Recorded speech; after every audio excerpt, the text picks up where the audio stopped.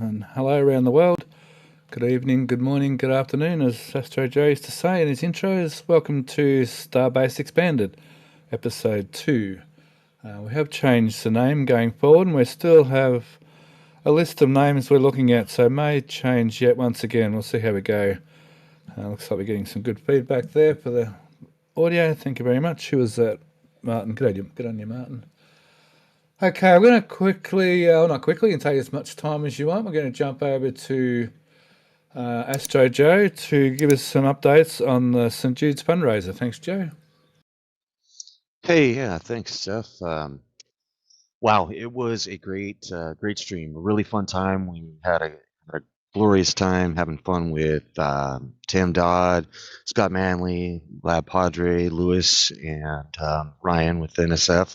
And let's see, we settled at around 86 something by the end of the show, and then some more trickled in throughout the rest of the weekend and Sunday and a little bit yesterday, and then Chris B on NSF Raptor side today did mention the stream was still open, asked if it was still open, and then a couple others donated to top it off at 9,000 just today. And so that's going really well. I did get a response back from Jared, and he is still committing to the 10,000, our initial goal. So even though we're hanging at 9,000 and about to close it, because he needs that form to submit his side. So Mauricio's going to close the fundraiser today, so we can get that form. But nonetheless, Jared did commit to the full 10,000 of our initial goals. So it went really well. We all had a great time, and everybody put in a lot of effort to make sure that it went as smooth as it did. Yeah, only a minor hiccup with Zach muting himself at the beginning, and other than that, it went very, very well. We had a lot of fun. So thanks everybody for supporting and making a great Christmas for the kids. We do appreciate it. It's a great cause. Thank you, Joe, and yeah, congratulations on your behalf for getting a lot of that organised and making it happen once again. So good on you there, Joe. Yeah, thanks. Appreciate it. Have a great show. Thanks. Okay, so let's have a look around some of the sites. So yeah, please ask questions in chat, and we've got IndyStar. We've got IndyStar on questions and to bring questions for us. Yep, I'm here. Very good. Okay, I might start quickly over at where are we? Port Gas Farm. Boy, what a huge site this is. I often refer to this site making Starbase look like a corner store, as far as just how big it really is. Start over here, we can see they've got 2 of the trains here. There's a 3rd train under construction further over to the left over here. So these are trains, they call them trains. So gas goes in one end and liquid comes out the other, with all their compressors and cooling and what have you to turn gas into a liquid.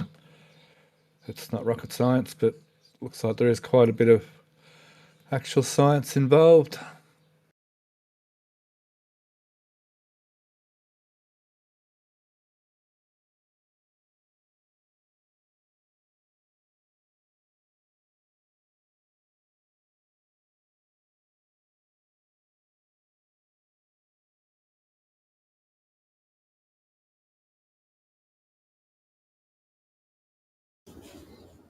Yeah, at the end of the port, you can definitely see those. Sorry if I'm jumping in.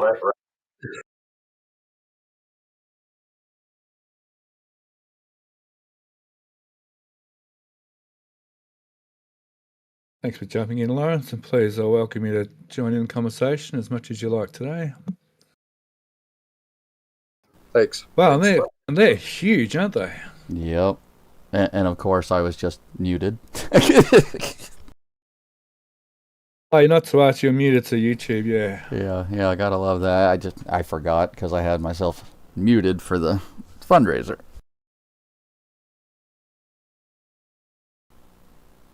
But yeah, if I'm correct, those the radiator itself that's on the bottom of those. If you scroll over to the right, there's actually one that's upside down, so you can see it a little bit better.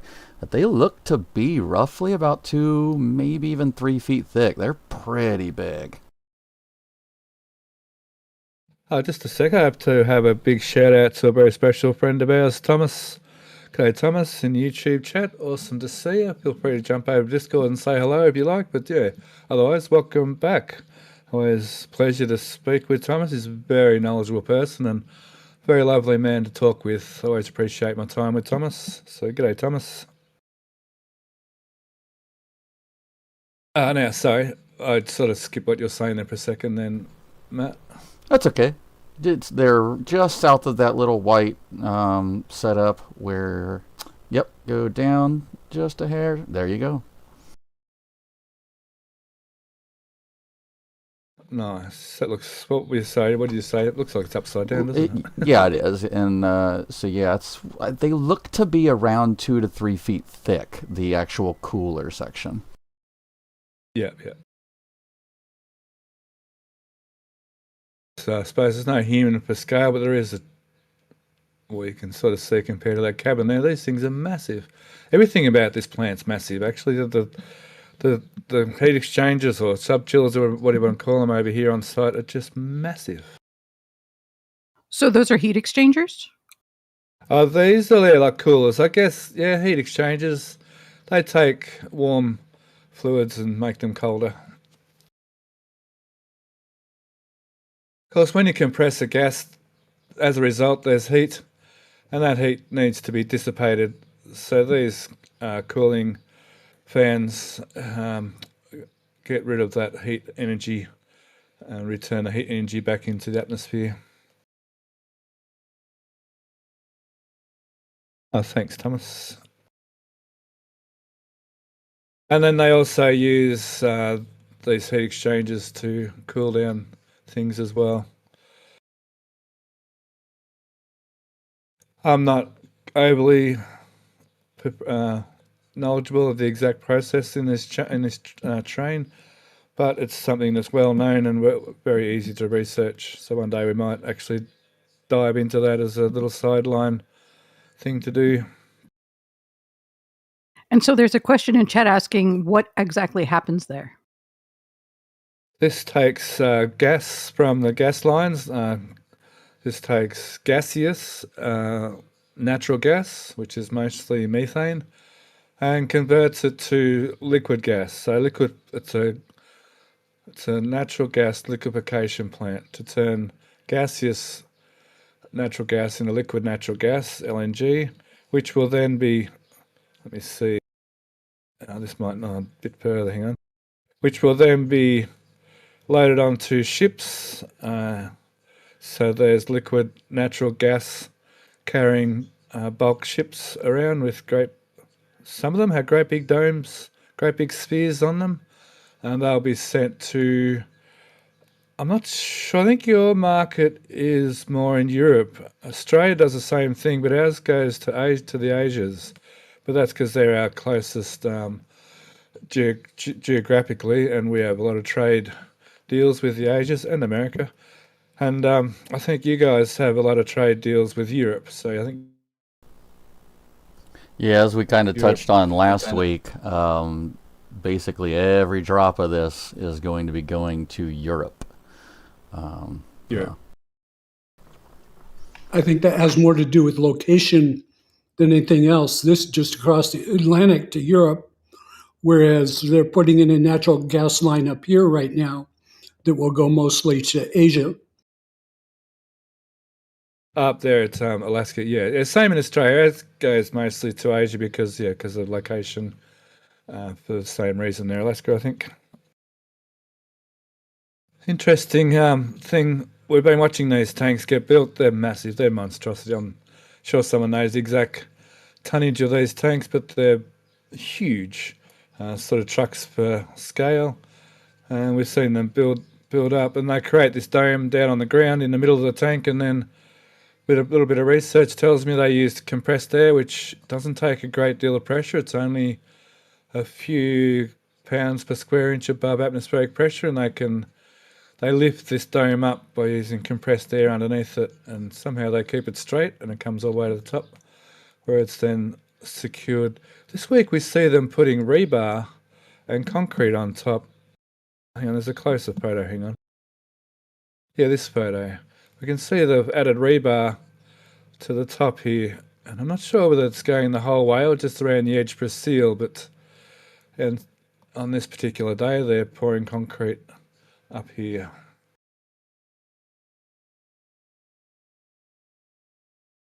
You wouldn't think such a large piece of steel could be so easily lifted up by a small amount of compressed air, but if you think about its size and pounds per square inch, so there's a lot of square inches, and fairly soon you can very well create enough force to lift that up. Dave's saying the feed line is roughly a 3-foot diameter gas main. Well, thanks for all those answers in chat. Good on you. Thank you very much. And so people know also, we are seeing 2 currently, but they have plans to put in another 2 as well. Yeah, out here, another 2 out here as well. Yep. And we may even see some of that foundation work starting soon. Maybe not yet. There they are, mate. They're up there, see? Yeah. Oh, so the 2 big ones had babies. So So this site is a bit of a boon for the local area. You can see just how many people are being employed at the moment to build the place. So these industrial projects are always good for the local economy. So old school buses bringing people in as well. From, I guess, just from town. I guess from surrounding towns as well, I would imagine. That's a lot of people. On Indies, yeah, just remind everyone that preface with a Q, is it? An exclamation Q, please. That helps Indy with a little bit of software there in the background, helps to alert her that there's questions. So thank you very much. Yeah, some of these heat exchangers or whatever some of these tanks are, this looks like reboilers, much like we see at SpaceX, just a heck of a lot bigger. These look like something out of a sci-fi movie. I can't quite pin it, which sci-fi. It might have been something out of Monty Python. I've seen something like this. It might have even been Pink Floyd. Doctor Who. Doctor Who. Is that where it is? Sorta, yeah. Exterminate. You think it does? Yeah, issue, the Dalek issue. Well, they don't have all the little pokey appendages and stuff, but yeah.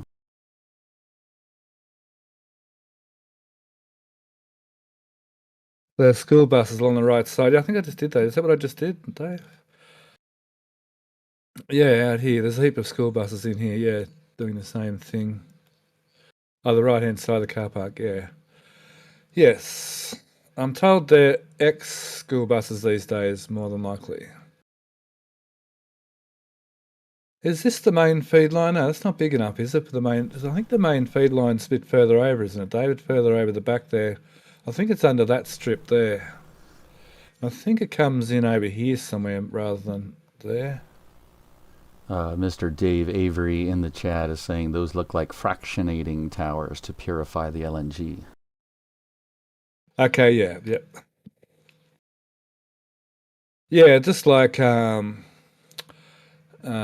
refineries and alcohol, other types of still, as you can use fraction. In cryo world, they use fraction type. Still is probably not the right fraction column, might be the better word, rather than still, to separate the different grades of the liquids that have been caught. Much like a refinery, so you can get your lighter gasolines and your heavier kerosenes and diesels and oils and so on. Sort of similar. Thanks, Dave.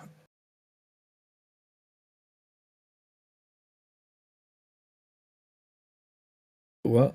Oh, what? Oh, that's a joke. Sorry. The buses are put. No, we won't go there.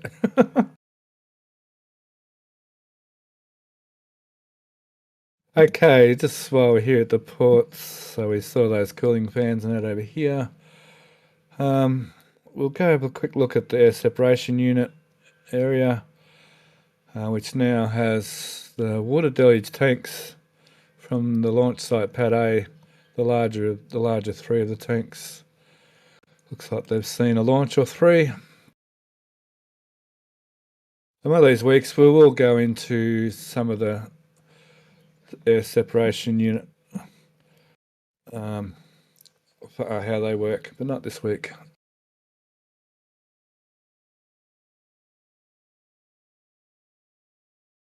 I can quickly look. So we're not sure of these tanks. We're still guessing these tanks are going to the ASU site as well, but that's not definite. We did see some new work going on at the launch site down in here. They're digging up some concrete, and the pile driller was also put together in this area, so we may see some tanks in here. Well, I would imagine what they're probably doing is getting ready to run the line under Highway 4 to the ASU.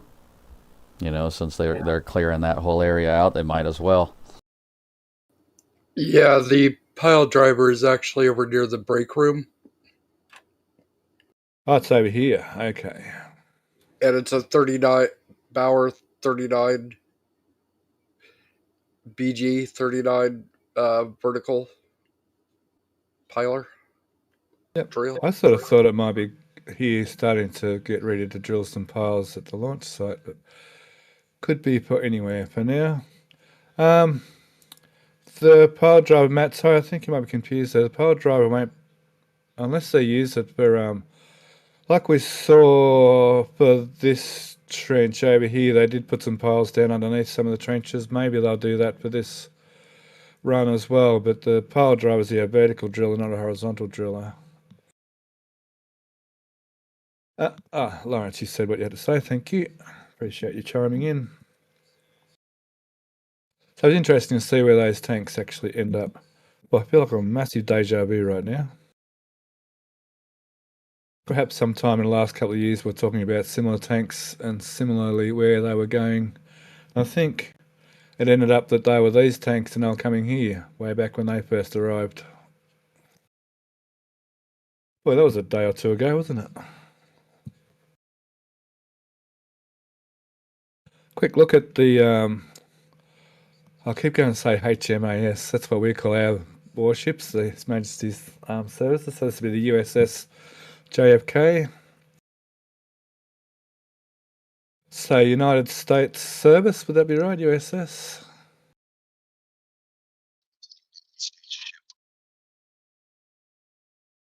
And it looks like the whole extension for the landing strip, the landing runway, and CATs 3 and 4 are pretty well removed as well. And this hangar bay continues even further forward. It's a massive, big open area. I didn't realise that these aircraft carriers had such a big hangar underneath like this. And that one's small. This is the smaller, so the newer class ones are significantly larger than this one? Yep. This is the Nimitz. This is Nimitz, is that right? The type aircraft carriers, what they call them? It was built on the Nimitz design, but it was not officially a Nimitz carrier. Is that because it didn't get converted to nuclear power? Correct. Okay, cool. Thanks, Lawrence. I honestly thought that would be taken apart a lot further by this point. Yeah, they seem to have got to sort of this area and slowed down. They seem to do the first sort of half of the top deck really quickly. Maybe they're up against some sensitive or more complicated areas right now. I'm not sure. Maybe that's the way they're working. Maybe they have other projects over here as well going on. They're backwards and forwards with. Although they do have. Yeah, it looks like there's now. multiple ships around being taken apart all at the same time. I'd be curious what this ship's history was. Be interesting to know. I'll have to look into that one day. Looked like some kind of research vessel to me. with the they got big cranes on there, and then they had a couple of like underwater submarine type deals. When I saw it probably like a month ago or something, they were still on there. Nice.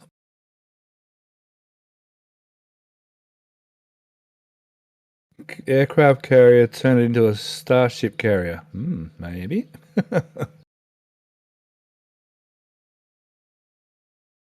Used to be full of planes, yeah. How long has this ship been here now? Boy, that's a good question. It was towed into port there last year-ish. I can't remember the exact time. Maybe someone in the back channel can research that for us quickly.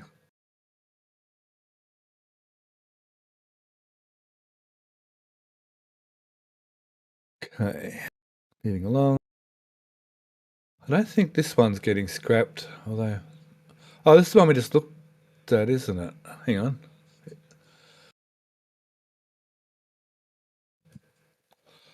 Hang on, I've got myself confused there. Oh, no, it was over there. There it is over there, sorry. Oh, maybe it's getting scrapped too. Looks like a similar sort of ship, doesn't it? Yeah, it has the same has the same cranes set up on it. So the JFK arrived on February 2nd of this year. That was almost a year ago. Cool, thank you. I was only a few months out.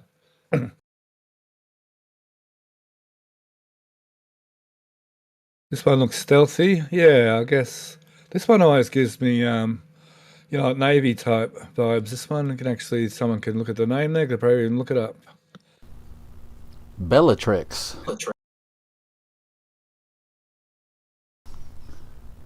I'm sure that'd be fairly easy to find. Somebody's a Harry Potter fan. Ah, you're a bigger Harry Potter fan for knowing that. Who, me? I didn't mind the stories of Harry Potter. Yeah, I didn't mind them at all. Good books for sure. Here's a question while you're on that picture, actually. Do you know what all those things are right where your hand is? I was looking at it earlier, and I just don't know what they are. But they're pallets and pallets and pallets of the same exact thing. And we're pretty sure they're aluminum, just not sure what they are or what they're used for. Was it just raw aluminum? Yeah, it's Pretty just. sure they're... Sorry, go ahead. I was just going to say that the ingots is what people have said in the past. Okay, that makes a lot of sense. Absolutely. Ingots, yeah, I was going to call them billets, but yeah, they're ready for aluminium production. The only reason why I didn't think that was just if you really scroll in, the shape of them is kind of odd, so they almost look like a part to something. But yeah, no, ingots totally makes sense. Pretty sure they can put these straight in a factory and draw them and extrude them, extruded aluminium things. There's all sorts of aluminum. Aluminium's used in a lot of industries these days. And there's a lot of it. I question whether they were brought in, before the age of tariffs or whatever, but probably not. And I don't mean to sound anywhere near political there. It just happened to be a thing that happened. Yeah, and I mean, while we're on the topic, Elon over in Austin at the Tesla facility, they do all their own aluminum melting and smelting and all that kind of stuff there. They're actually setting up a second smelting plant currently over there. Cool. Yeah, Australia's got a pretty massive, it's got me saying it now, aluminium smelter facility too. We have quite a lot of bauxite here in Australia. Bauxite being the ore they make aluminium out of. Now, these two tanks are also from the launch site. They were previously over here at the methane tank farm area that were used for storage of liquid methane, and likely not having anything to do with the reclamation system, I've been told. So they're over here as well. This is in a different site. I'm not actually sure where that is as far as the ports go. Hang on. Not the port. By the way, have we confirmed that the tanks that they're taking off site are they going over to KSC? I have not heard myself. Lawrence? No, there has not been any confirmation. My best guess is they were brought here to be transferred over to road vehicles to go to McGregor. Hmm.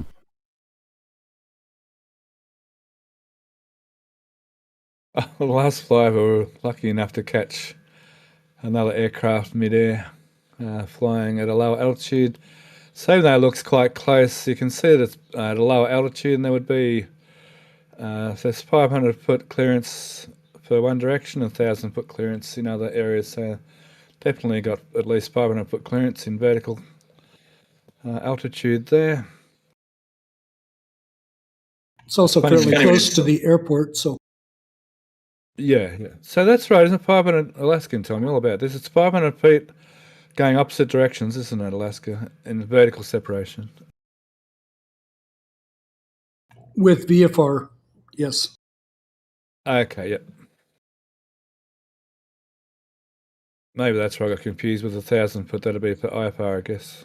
Yes.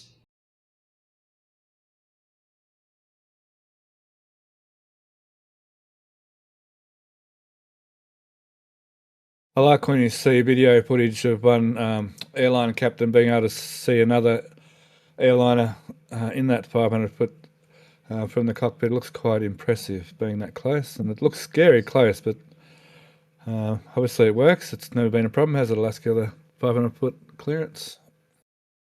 As long as everybody's got the right altimeter setting.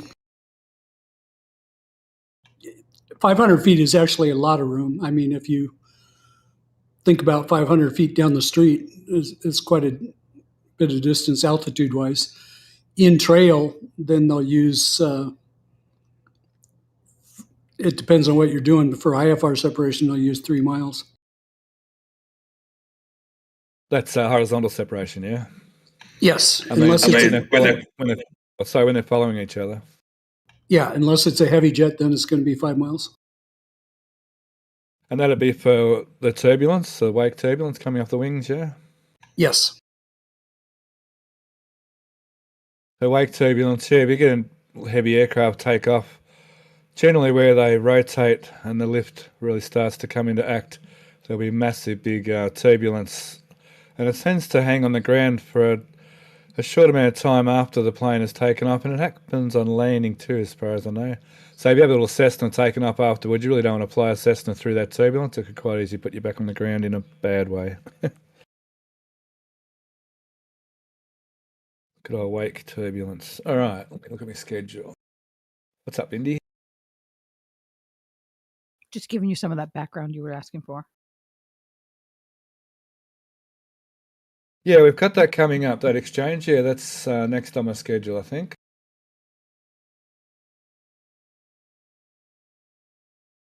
So we're going to talk about something that happened, but we're not going to make it political at all, please. We're just going to talk about something that actually happened.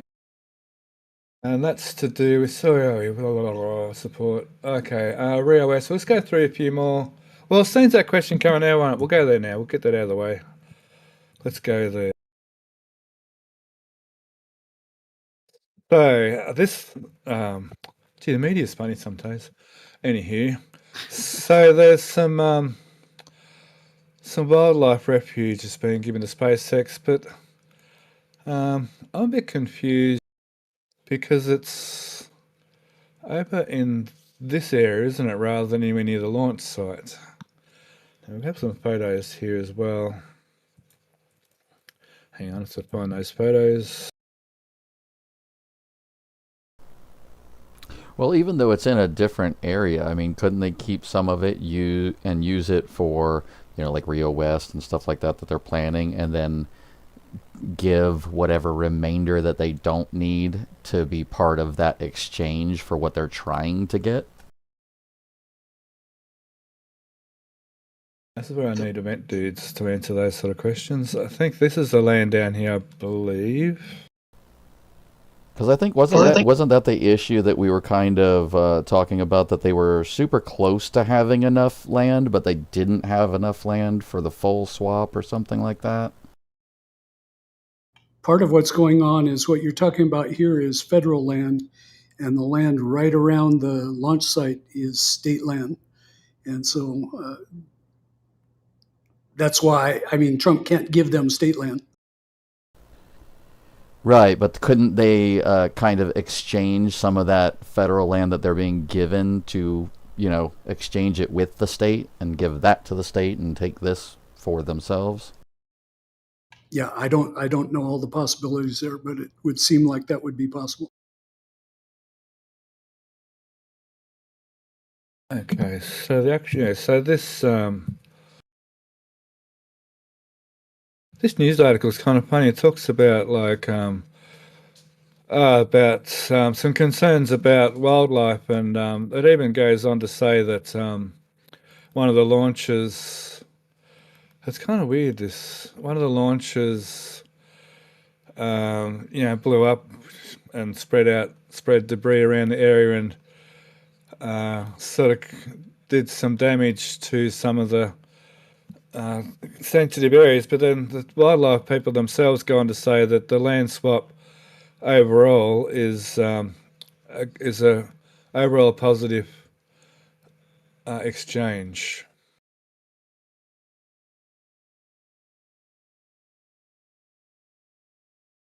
You want me to hop in real quick?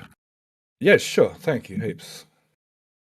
So the main issue is we don't know what the 775 is. The image you were showing earlier is the entirety of it, which is 9,000 acres. So the question is, what of that 775? They did reference the west side of that, which doesn't make any sense. That's over towards the west of Massey's. So it didn't make any sense of what they were trying to reference otherwisely. So that's the question. The secondary question is, what are they giving in return? They don't have 600 acres that I'm aware of. I've looked up.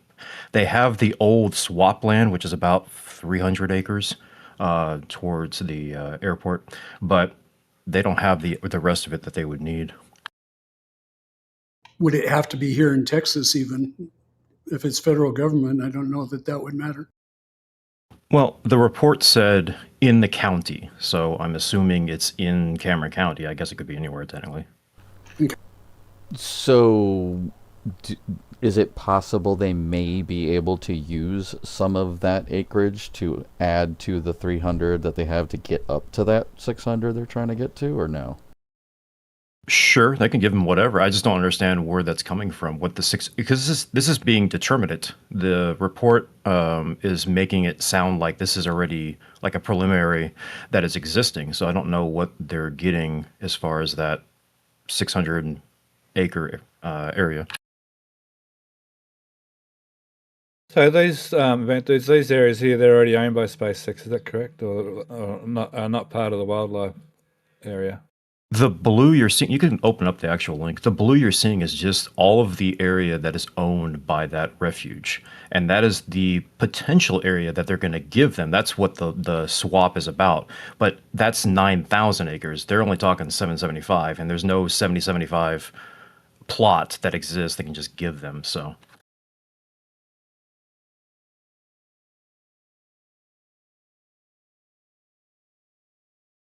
the cutouts are basically what they own, or it's not part of the refuge. Okay, cool. Yeah. So my guess was, and we actually talked about this last week, is there's an area between Rio West and the other private homes over there. Yeah, that's the whole map. That they might be interested in, but now we're talking about 27 acres here, 27 acres there, and I don't know how they're going to get it to 775. So. Oh, right. Oh, in here. This little bit in here.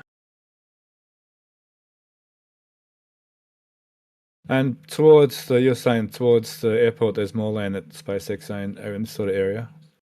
The swap land, if you move your cursor up, it's along the Port Isabel Road that goes to South Padre. I was up in. Sorry, there was some up in here too, wasn't there? With somewhere, wasn't there? Earlier here, wasn't there some in here? They were looking at buying too at one stage, or that might have fallen through.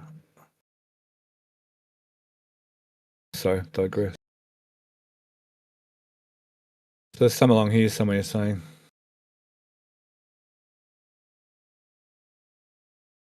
Sorry, I'm not sure. Yeah. I was on a delay. If you go up to the to the road that goes, it's the causeway that goes over to the to South Padre Island, and you follow it back, keep going back, to where the 510 meets it to the left. Yeah, so down and right down where your cursor is where that land is that they're going to swap. Yeah, it's in that little cutout there, the white part. That was the 300 acres. That was being contested because somebody else had plans for that land, is my understanding. Correct. They still own it, but that was the idea, yeah. I thought it was in a land bank and that SpaceX was going to buy it from the bank. I don't know that they ever did. No, they own it. You can go to the Cameron County CAD site or whatever. You can see that they own that. I'll have that here somewhere.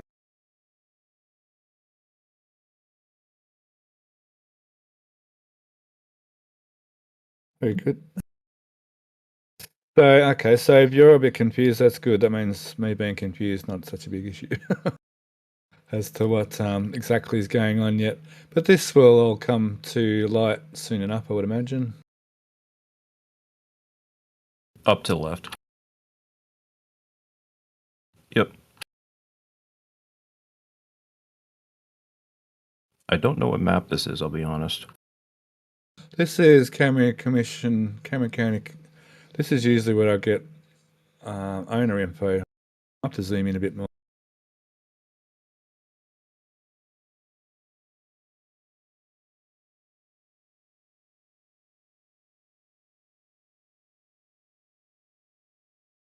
Interesting. It's on the CAD site. I don't know why it's not listing here. I thought it was up. I thought there was. Sorry, I'm not doubting you. I thought some of this land. Well, they own, interestingly enough, they own a lot of other random plots, which is interesting. They own some on South Padre Island as well, so. It's not that one after all. At some stage, we were talking about something in here as well, but I'm not sure exactly what that. Oops. Anywho.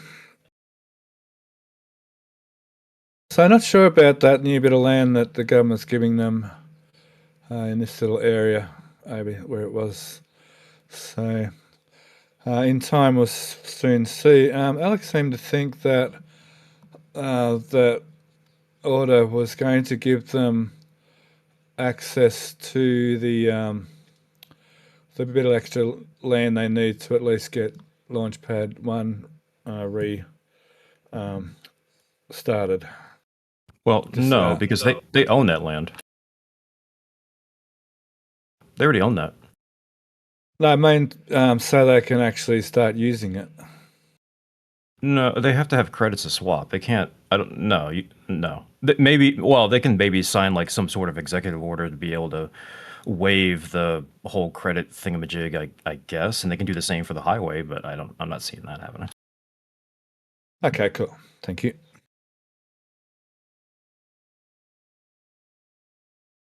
Is Starbase expanding its footprint in Texas in other places? I think you just said that, didn't you? Yeah, kind of. Yeah, like I said, I'm all for nature, for looking after nature and so on. But I always say, I've said it every time I get on here, that this small amount of land here, this small amount of land here they're actually after is significantly smaller than, the area in general. The wet area in general is massive. So I can't see a real issue with this tiny little bit of land sort of just here. When especially, I guess, I guess because it's in Texas, maybe that makes a lot of difference. But I mean, Mexico, sorry, not Texas. Mexico, sorry, Texans, that's Mexico. And sort of it's a bit smaller on the American side. But yeah, I see a massive amount of wetlands, so I can't really see that making a great deal of difference. But paperwork will be paperwork, and hopefully I'll get it all sorted soon enough, and we'll see Pad 1 reconstructed sooner rather than later. I'll just save that image you showed me, which will now be here. There it is. Okay, cool. Okay.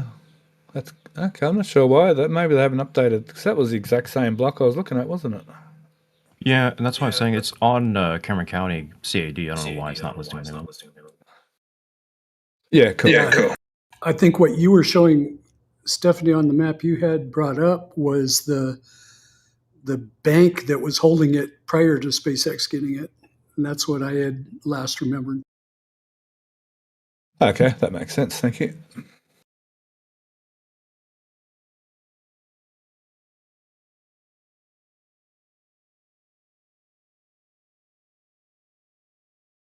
Yeah, I mean, these wildlife refuges are extremely important in my personal opinion, but yeah, I was saying then that's not a great deal of land that SpaceX are talking about here in the bigger picture. Okay, so surrounding site. Okay, so that's that little bit of info that came through about the government doing some kind of land gifting or whatever they're doing. But so far, Vent Dudes, that's not affecting the launch site expansion, is it? No, again, we're waiting for the MBI to come out for the land bank to be able to get credits from, to be able to then work on that kind of area. And the same now is going to be for the highway. For expanding the highway, is what you're saying, to the 4 lanes? Yeah. They're both trying to ask for the emergent wetlands from that land bank. I don't know how that's going to work out, but they're both trying to ask for it, and I don't know if there's enough credits to go around. Oh, see, I thought they already, that's interesting. I thought they already had a easement there for the highway, but yeah, I trust what you say definitely over anything else I hear. There's already an easement. I thought that was enough land. I guess once again, you can have land and not use it, can't you? Correct. So it's a right-of-way that's determinate to the highway so they can be able to use it and expand it and everything else. But that doesn't give them the ability to destroy habitats and everything else. They have to offset just like anybody else. Yeah, fair enough. Cool. That land right there is what I think they might be going after because it's a big plot of land. It's 27 acres. Yep. That would, stretch between Rio West and their other homes. Yep, so we're already expanding in this area. They've already got this area to expand onto. Yeah, that'll be a nice little block as well, yeah. Yeah, they also have further down, they have on Milky Way Drive, the newly named road. It's still called Quick, that's funny. They have a lot of land there too, so. Quicksilver, is that right? Yeah, it's Milky Way now. It's funny, but whatever. Oh, here we go, yeah. Yeah, understand, yeah. Well, it's a space-related name. We'll have Jupiter Street and Saturn Avenue. So I appreciate your time and effort with all that in the backgrounds there, Bent Dudes. It's really awesome that you do that for us and jump in here and have the patience to go over it and over it again because it always changes and we forget things and sometimes things change. So I really appreciate your time there.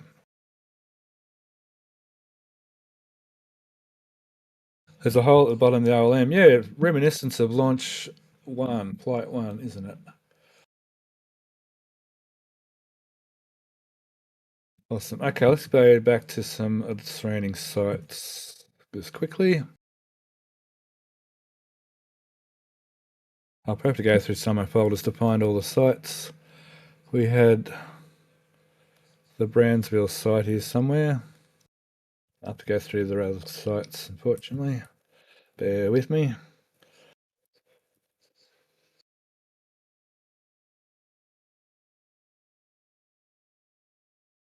I think I had them in the Massey's site. Actually, let's see Rio West here. I thought I saw Rio West here.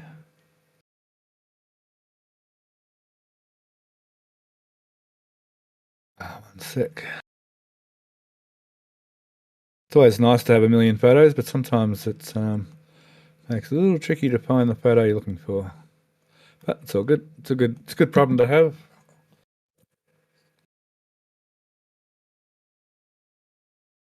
Have a quick look through Massey's folder.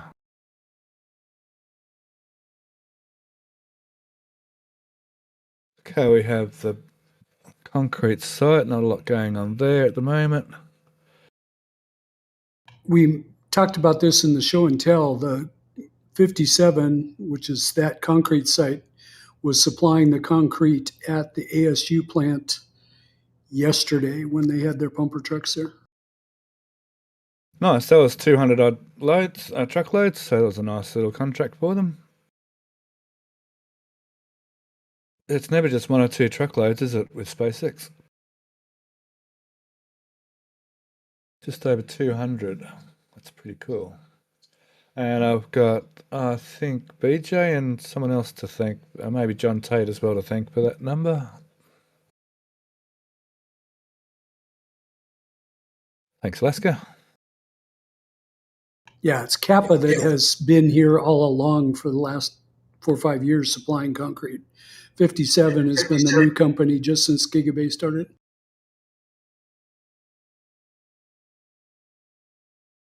I think someone's trying to jump in there. Yeah, it seems like Kappa is doing most of the build site, or the launch site, excuse me, and 57 is doing everything else. Very good. There's still lots of steel at these couple of sites. Oh, we do have oh no, it's not Brownsville.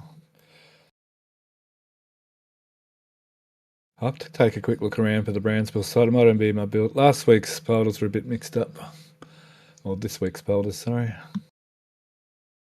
We did get a bit of info from BJ. There's different types of columns here for different parts of the area. I'm not following it quite as diligently as he is, so 10 points for BJ for following these bits of steel. I think he's got nearly every piece of steel here itemised and knows where they're going, which is pretty incredible if you think about it. Yeah, I got to hand it to BJ. It takes a lot of patience to map everything out for that entire bay. It's definitely impressive.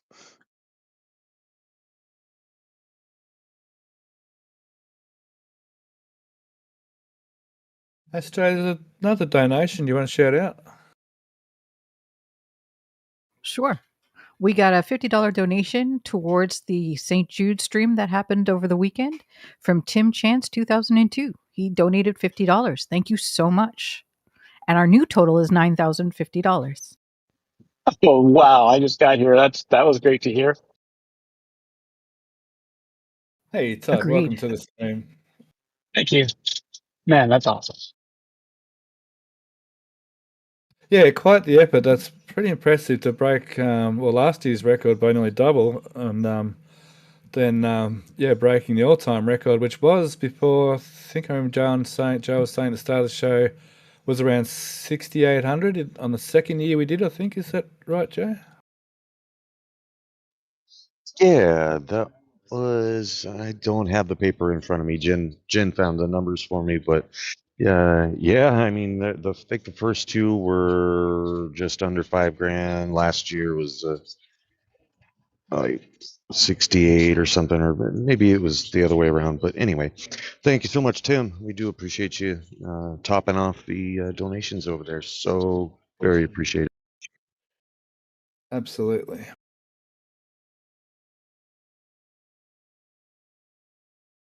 So moving on to while we're doing steel, we might as well go to the Brownsville site. At the Brownsville site, there's even more steel, and I think BJ was saying things like this are for the cranes. So he's got not only the Gigabay steel mapped out, also the cranes and how they work and how they attach to the Gigabay steel. So it's pretty, like I said, once again, pretty impressive work there. He was saying that he had a close look at the Florida site over there at the other gigabay and was noticing how the hardware and the beams fit the tower cranes. So you can extrapolate that out to how it's going to work here at Starbase as well. So once again, it's not just BJ in that particular area. In that particular area, it's sort of like BJ seems to be the leader in that area, but in all these different areas, we have so many people in our community keeping an eye out for things in all the different parts of Starbase. So it's awesome to have such a good community that are very generous and sharing their knowledge and the information they are receiving from the various different avenues.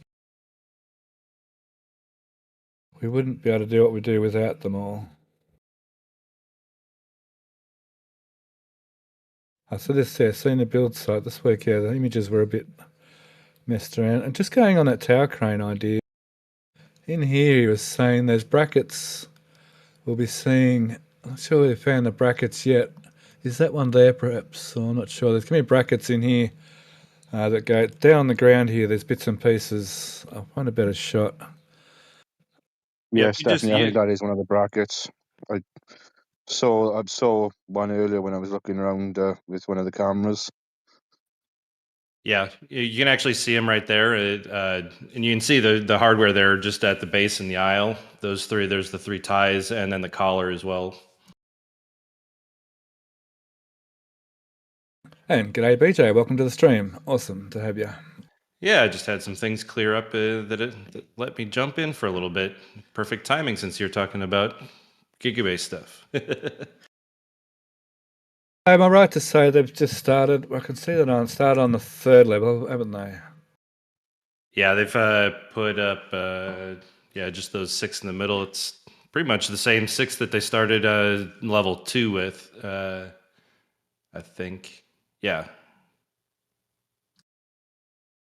When they were in the middle anyways. Obviously, they started on the outside. Thankfully, they're working from the middle out this time around, which I think made more sense because the bridge sections are now over the top of the aisles as opposed to starting the outside. I'm sure there was some other rhyme or reason to it as well.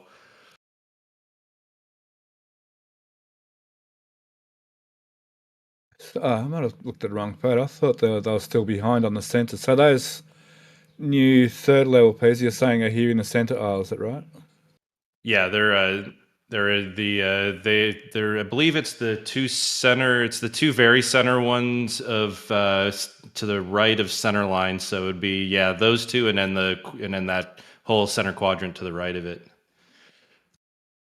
But yeah, so they're starting down the middle, which makes sense. Then they can kind of work their way around the outside of some sort. It'll be interesting to see, given the fact that they still have the opening on the end, how much they kind of fill in the middle, or if they come back in the middle on both ends and work their way towards those aisle bridges, even though they're connected now.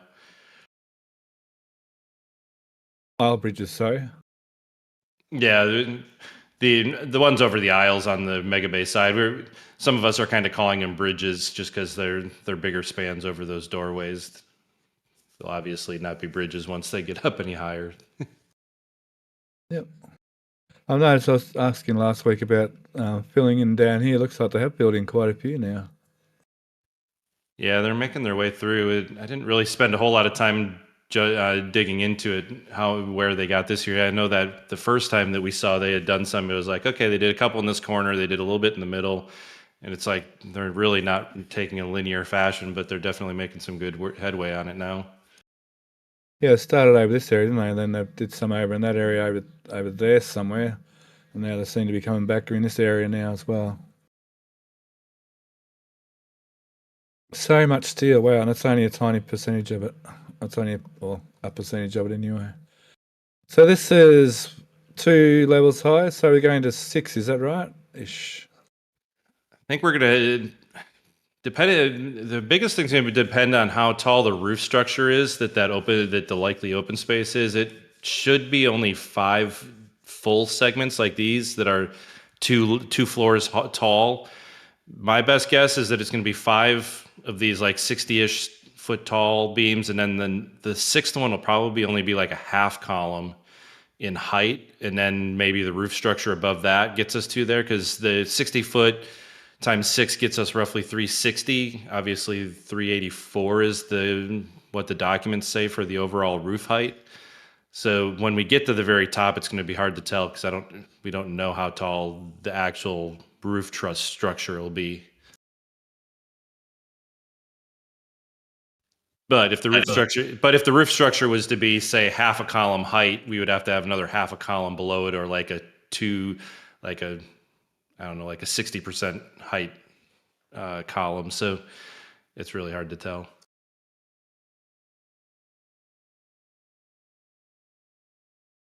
And we need that penthouse similar to Mega Bay 2. Dudes. Yeah, I mean, and it's interesting that they've got it up there, and obviously, I think it's a good use of the space because those the roof trusses that are going to really carry that load all the way across, because of, at least in my theory on how the bridge cranes are going to work, where the partition walls don't actually support the roof at all. It all had the roof has to support completely down the two outer long walls and that center spine wall. So you're going to have some. I mean, they'd be like 160 to 180 foot spans, so it's going to be a sizable roof truss to support that whole roof. So that extra height gives that room for that penthouse like they've got in Mega Bay 2 to utilize that space instead of it just being a bunch of wasted space up in the roof trusses. Yeah, so that we haven't really seen them use Mega Bay 1's penthouse yet either. Yeah, like someone in the show and tell liking this to like sort of 3 separate structures here with their own sort of shear braces and so forth until the roof actually goes on. Sort of consider this 3 different structures with a little bit joined at the back. I imagine, BJ, when they get to the top, there'll be sort of some kind of bridging truss, perhaps to help support the roof weight across these spans. I don't think across the partitions, I would not expect anything to support it, because I think the bridge crane trolleys are actually going to be are going to go all the way from the far exterior wall all the way to the interior spine wall, so that they can actually go. It's the only way that they'd be able to get into the actual workstations is if the trolley can go over the top of the partitions. I get you. So, okay, yeah, of course, yep. So, sorry, that's why you're saying it has to span actually from all the way up here, all the way across to here on the roof section. Thank you. Yeah, and that's why we're seeing from the ground images, when you look at those partition columns, the webs and the flanges are like a third of the thickness of all the rest of them, which also tells you that they aren't going to be supporting the structural loads of the roof, where all of the exterior walls and the center spine do. Okay, where's hang on, where's some of that? So you mean compared to that sort of bracing out there compared to what's in, say, here somewhere? Yeah, if there was a really good, some ground images would actually show it even better off of like Rover 1, if those who watch Rover 1 a lot. But when you see them real close, you can just tell the thickness. Maybe I could find an actual picture like those. If only those columns that were on the cribbing right there were a mixture of partitions and non-partitions that are laying down there. That would be a good place to actually look to see that massive difference. James Wilson is wondering if there's enough room in the aisles for 2 boosters to pass each other. No, there are not. The steel from the aisles from structural steel to structural steel are it's only about 58 feet. I'd have to measure it, but it's not big enough. Which is about hang on, isn't that just under 20 meters, 18 meters? Yeah, and with the size, and of course, obviously, with boosters in particular, your transport stand is obviously bigger than 9 meters. So you're talking 10, 11 meters, something like that. So you're talking on the order of 35 feet or more. So you'd need a 70-foot wide bay and aisle, and I know it's not that. I'm pulling up my drawings to see what it is. Cool. First say, Stephanie, you can in that shot you can go off of the ring stands at the top there, just give a an idea of how much room there is in the aisles for boosters to move down there. Absolutely, good point. Yeah. Those should be 9 meters, and then obviously with the boosters on the wider stands, they'll be slightly wider. Bring out the paint. Yeah, absolutely. You know it.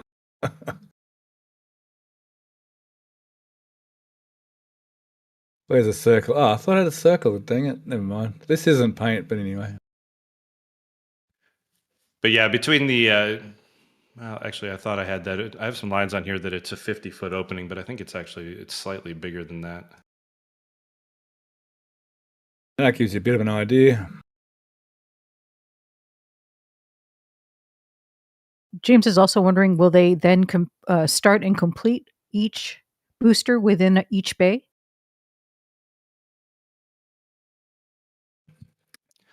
I think that's the biggest question. I mean, ships, we know they can stack from top to bottom in a straight line, unless they change how they install the methane transfer tube. I have this feeling that they might still build it in two separate sections and then mate them together, but maybe they have a plan for how they can do that in a single bottom to top or top to bottom assembly. I mean, I think more. Oh, Sorry, go ahead, Jack. No, you're right. Go ahead, Jack. Yeah, I've been thinking about it as well, and I'm not sure they can get away with from slotting the transfer tubes down through the common dome, because they've got to have the lip at the top of the transfer tube has to sit on top of the common dome. Oh, I mean, it'd be great if they could stack a booster from top to the bottom the whole way, but I'm not really seeing how they can actually do it. I think maybe the question was like in these bays as well. I think, BJ, we kind of feel they may be like stacked sort of on this bay. Once they're stacked, they'll be put into a bay to finish off. I think the question maybe, will they get moved from bay to bay as the production of the booster goes along, or once they get stacked, will they be put into one sort of workstation and finished off there till they maybe go cryo, and then when they come back from cryo, that maybe engine install might be a different bay, perhaps. Maybe that's where the question was going to. Yeah, personally, I see it being like an assembly line where sections get moved along the line and they be specialized bays. I guess we can only wait and see them. Personally, I think they'll be much like Mega Bay 1 as it is. They'll have a couple of turntables for a booster once they're stacked, because they need a turntable for just barrels and a turntable for an aft for a booster, because that's the way they stack boosters now. Not saying they're going to change that, so maybe two of these bays are that sort of same thing, and once they're stacked, they'll move it off the turntables over to a bay over here, say, and then Lawrence, from there, they could go from bay to bay, or they could just stay in one bay like they do now and finish, as I said, most of pre-engine install work in one bay. Then maybe once they're gone to cryo, they may come back to a different bay for engine install. Or like Lawrence said, maybe they hop along.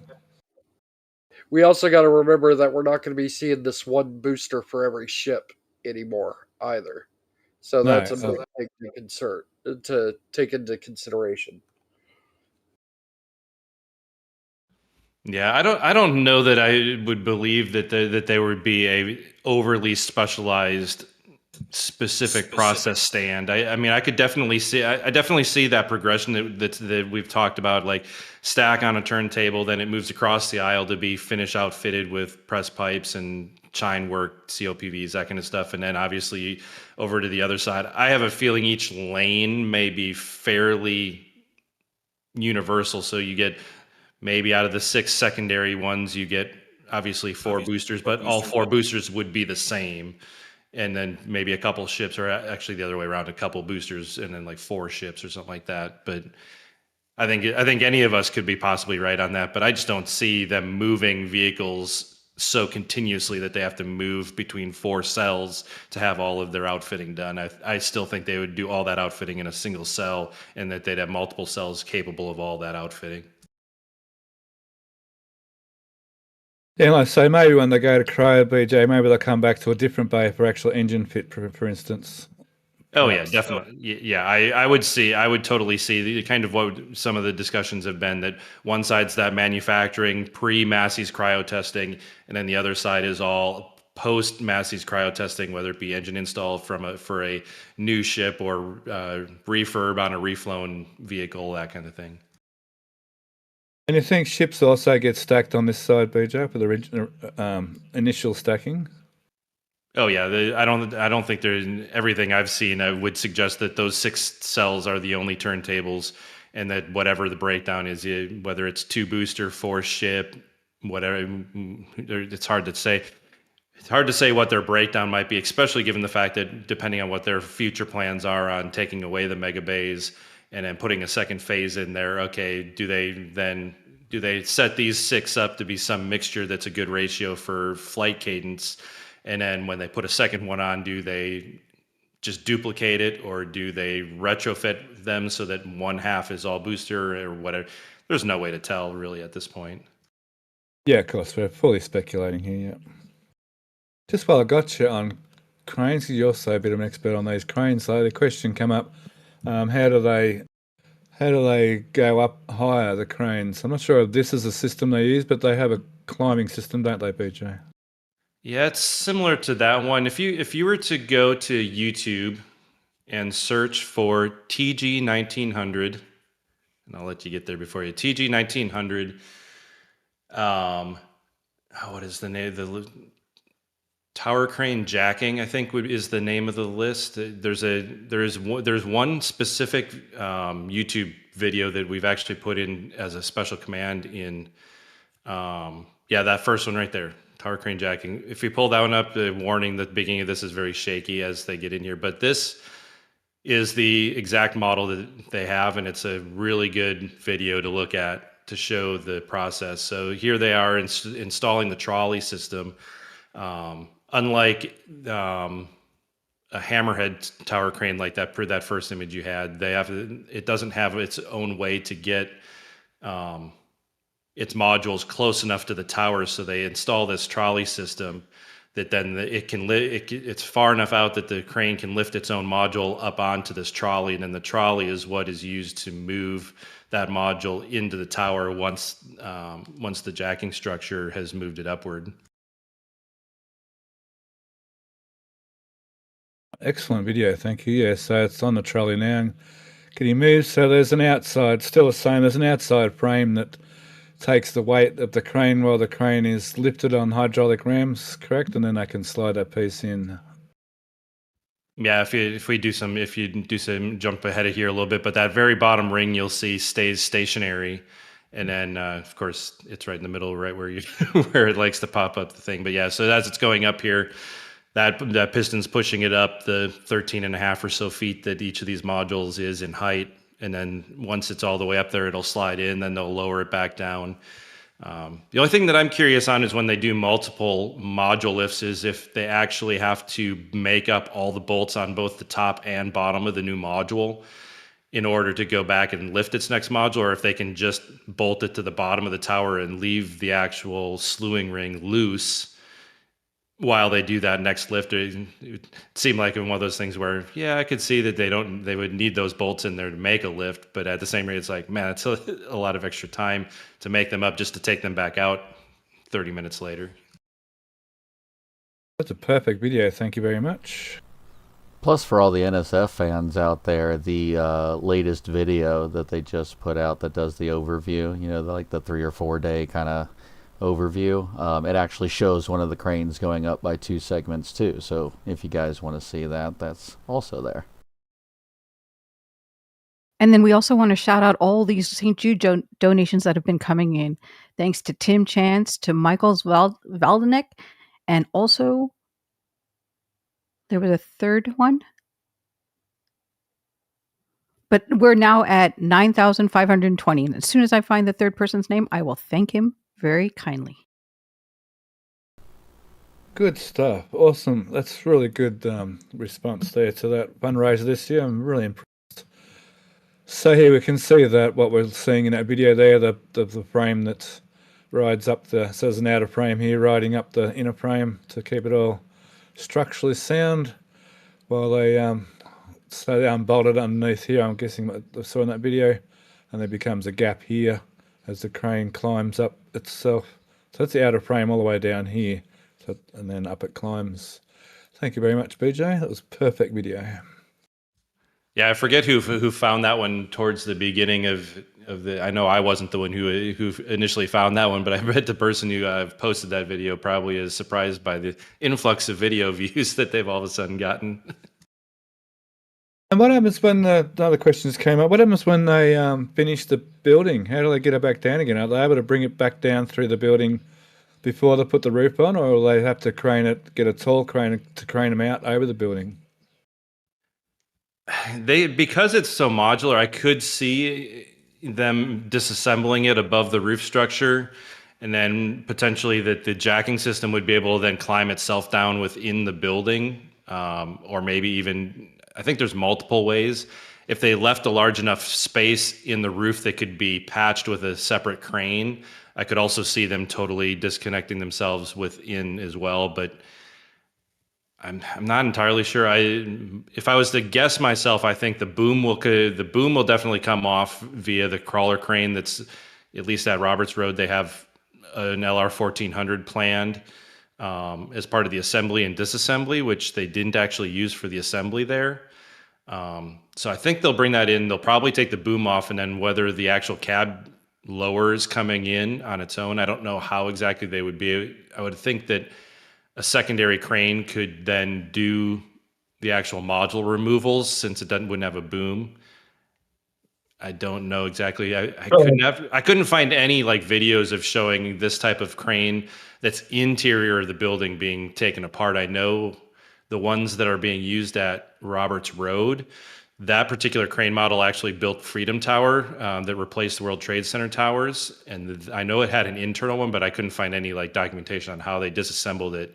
Usually tower cranes, especially the hammerheads, are on the exterior walls, so they can climb themselves down to the side, and they don't have to deal with that. Oh, I'm in the middle of the building that I'm building. So I talked to my contractor buddy, and he said basically that, BJ, that they'll lower themselves down inside, and the structures will go out the bottom. The boom and the main structure will come out the top of the hole. They'll build a hole for them, and then the last pieces will get taken out. He says if they don't do it that way, he'd be shocked. I was actually asking him the same question. Okay, I'm sorry to butt in, but we just passed 10,000, guys. You all are amazing.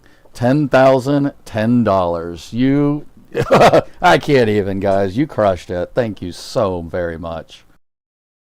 Well, wow. What's that? $1,000 in an hour? Wow. Seriously, $10,000, $10. Just blow my mind, man. You guys blow me away. Thank you so much. I guess you'll be hitting Jared up for an extra $10, $50 now. Right, Jared? That's incredible. Fair play. That is absolutely amazing. Seriously, whoever put in that last bit, thank you so very much. Nice fun. Wow, that's a good community. Yeah, it's a pretty amazing community, this community. Good on you. Did not expect that on the stream. That was definitely not on the bingo card. I've got a bingo card over here, and it was to thank people for the Same here. Fundraiser, but it definitely wasn't. Oh, thanks for the extra 1,000, by the way. That's absolutely legendary. Good on you, legends. Jared is matching. Jared's promised 10 grand straight up, and because that's what we expected to get, and I'm not sure whether he's going to go over 10 grand, but even still, to match 10 grand, that's an amazing, amazing, amazing generosity from Jared as well there. So if you get a chance, Joe, be sure to thank Jared on behalf of the whole RGV community for doing that. That's just super amazing of him. James Wilson said, bingo. Someone had it on their bingo card. It definitely wasn't me. Cool, that's just... Oh, sorry. I can't get over that.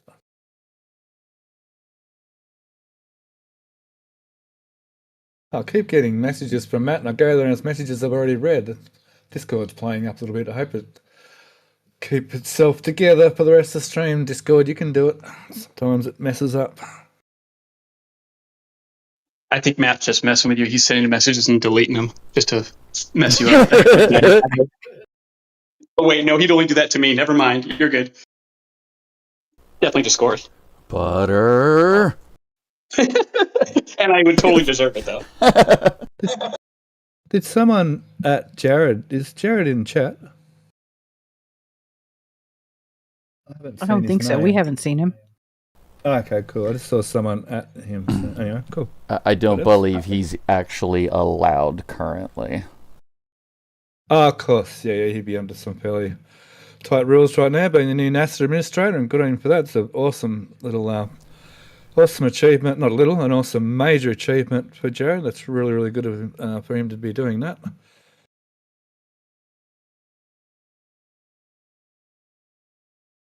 So I guess it's hard not to go over the same things we went over through the show and tell and then through the live stream. Just a few things I find interesting. This new barrel section going in, and perhaps even its base down here, like 39.1 was. Speaking of 39.1, it got delivered back to the. It's back in the factory, isn't it? Yeah, it rolled in last night. So what does that mean? So it's getting. It can go one or two different ways. It can either, I think the first part of it is going to be removal of any sensors or anything on it, or maybe some bit more reconfiguring. Then after that, it'll either go over to the scrapyard or it'll go back to Massey's for more testing at a later date. It's very much a watch this space kind of thing. Yeah, the last place I expected it to go was back in the factory, that's for sure. I suppose that's a good point about the sensors, yeah. I think that has quite a lot of validity. But yeah, as far as testing again, I mean, they're doing a lot of testing on this new version 3 hardware, so wouldn't be surprised if it does come back out for another round of some kind of testing. I've no idea. I've got to say, it's kind of interesting, though, that they decided to roll 39.1 and the cryostand back separately, rather than rolling 39.1 back on the cryostand. Yeah, within a day or three, but yeah, that was interesting, yeah. Well, they've had a couple, 3 days to work on the cryostand now that they wouldn't have had if they'd done it at the same time. Well, I mean, yeah, they could have still, yeah, whatever. Yep, maybe, I don't know. I don't think that maths works. That math didn't work out in my head just then. Because they could have brought the stand and the thing back, taken the thing up, and it still would have been his anyway, whatever. But you might be right. Well, did they have a crane sitting here that would easily lift it, whereas the 11,000 was just sitting right there? True. That's probably something to do with it. Yep, good point. Here's some math you can get behind, Steph. Oh, sorry, Jake, go ahead. I was going to say, they could have just rolled it back into Megabay 2 again and just lifted it off in there quite easily.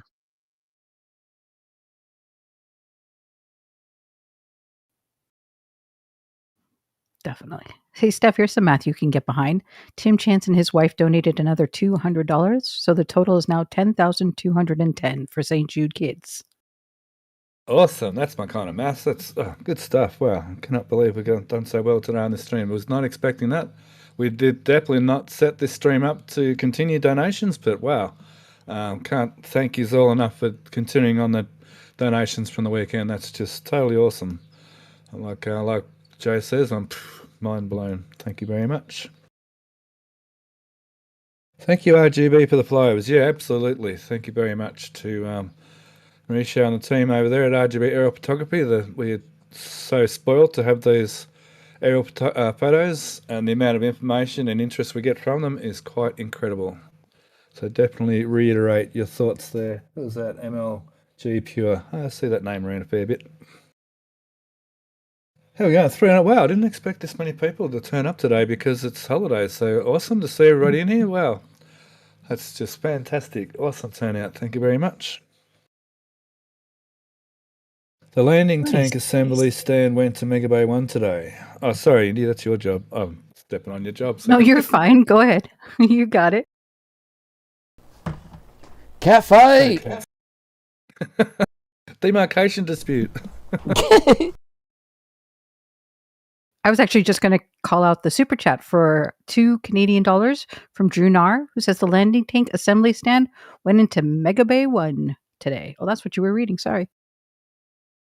Back in the Mega what? Back in the Mega Bay. Oh, does that mean that? Full I thought stack that already tonight, done. probably. Full stack. Oh, that's the full stacks. Yep. That's to do the full stack. Yep. I thought that already. For some reason, I thought that already done that. Anyway, cool. So full stack. Awesome. Yeah, by this time tomorrow, we could have a fully stacked Booster 19. Nice. So they're really going head forward. I mean, Booster 18 wasn't a good example of how quickly they can build a booster, not beat a booster, beat a booster into submission. Reminds me of an old helicopter joke. Helicopters don't fly; they just beat the air into submission. Hey, here's the concrete truck here. Are they doing those bases in here, BJ? Around here, perhaps. Yeah, they use that little track-mounted hopper to get in there. They just back the truck in and then fill that up and then go in there. They don't actually directly load from the truck into the holes. Cool. Nice one. Booster 19, yeah, although SpaceX did tell us that they're going to move ahead very quickly with Booster 19 to obviously replace poor old Booster 18 over there that suffered a mild case of COP-ness. COP, I'm trying to find the word. I'm sure there's a word. COP-itis.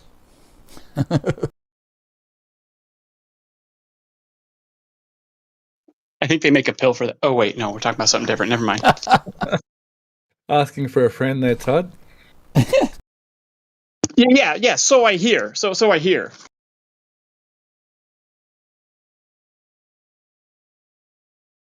The Mega Bay 2, ship 39 is looking... Oh, there are some tiles missing. I didn't think there was actual tiles missing. Looking nice and... it hasn't got its aft flap still. Okay. So it'll probably go to Massey's without the aft flaps, perhaps. Nah, they'll probably get it. They'll probably get the flaps put on just before it heads out. Yeah, we'll see. Out of the version 2s, I think it was Ship 33 was the only one that was cryo tested with flaps. So I'm not sure that they will see them until after cryo. In my opinion, this ship should be pretty close to being ready for cryo testing like this week.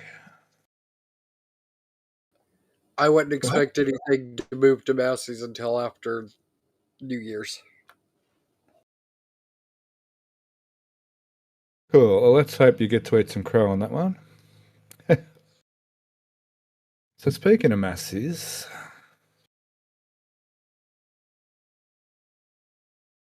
so still sort of working out this frame over there at Massey's, and don't mean to, what do you call it?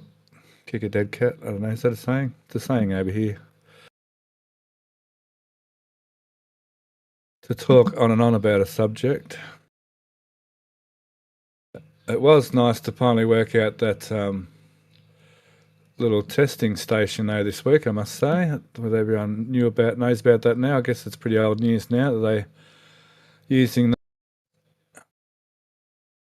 can't get the photo.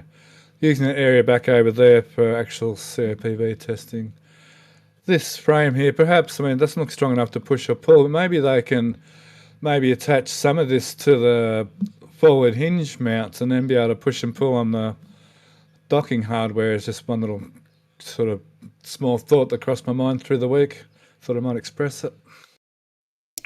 See, I'm probably one of the only people actually in this boat, but I'm not fully convinced yet it's actually got anything to do with docking hardware testing. I can't fully see how the testing is actually done with this, that kind of testing. Yeah, for me, the only thing that leads me to think that might be the right track is the fact that those two bigger pads on that seem to be approximately the right distance apart to be where those forward docking ports would be. And I think the best we could tell off of the model that Chrome had put together is that it seems like it's maybe in the right height for it as well. So, but I don't know that we've seen enough evidence really to go say, yeah, this is definitely it or definitely not it. I guess the big question is there enough clearance between the leeward side of the ship and the front of that truss structure to be able to move docking hardware back and forth between the ship? Yeah, I'd say so. Yeah, I mean, sorry, go ahead. Yeah, I was just thinking. I mean, obviously those plates are set back from the edge of the catwalk on that bridge segment. So any type of hardware would actually have to be attached to it. So I feel like it'll be interesting to see once they put some X braces on there and we get some flyover images of exactly where that front plane is relative to the stand, which of course the stand's been moved away. So it's going to be hard to tell.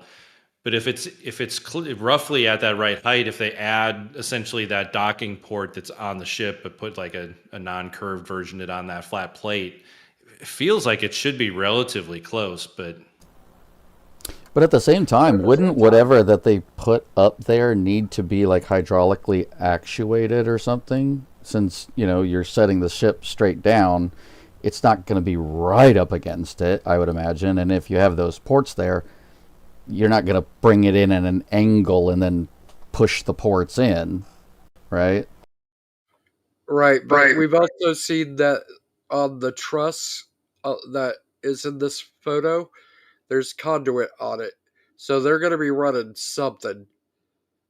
That guardrail is in between your square point that you're talking about and the ship. Yeah, if they would definitely have to remove that. That would be the one caveat to whether they added hardware to it. But it could be that they just want the catwalk there for initial build out so that they don't have to put something temporary up in there. Also, those ladders suggest whatever's going on it is going to be up above. That too. Yeah, there is like a little pad up there, up top there. Yeah, a new one, yeah. So just to clarify in chat, someone was saying docking ports, we mean not the fuel transfer ports. As far as I know by the renders, the fuel transfer ports are going to be down the bottom near the main SQD ports. What we're talking about is the forward attachment points for docking, the little, if you want to call them T-Rex arms on the top of the ship to dock the two ships together. I was trying to say that in a nice way. Rather than say docking ports, I guess the docking mechanism and the actual fluid transfer ports will be down to the bottom still, maybe just below this one. Which is going to be interesting when they do testing on those ports, whether they add extra hardware or whether we're going to see the cryostation have extra set of ports, or whether they're going to somehow manage to use the same ports. There's so many questions around just the actual fuel transfer to do with the docking, the in-orbit fuel transfers. So, which is something we're going to see soon. So be sure to keep your eyes peeled, because over the next sort of few months, over the next year, we're going to definitely see a lot of that hardware come to fruition and start to actually get tested.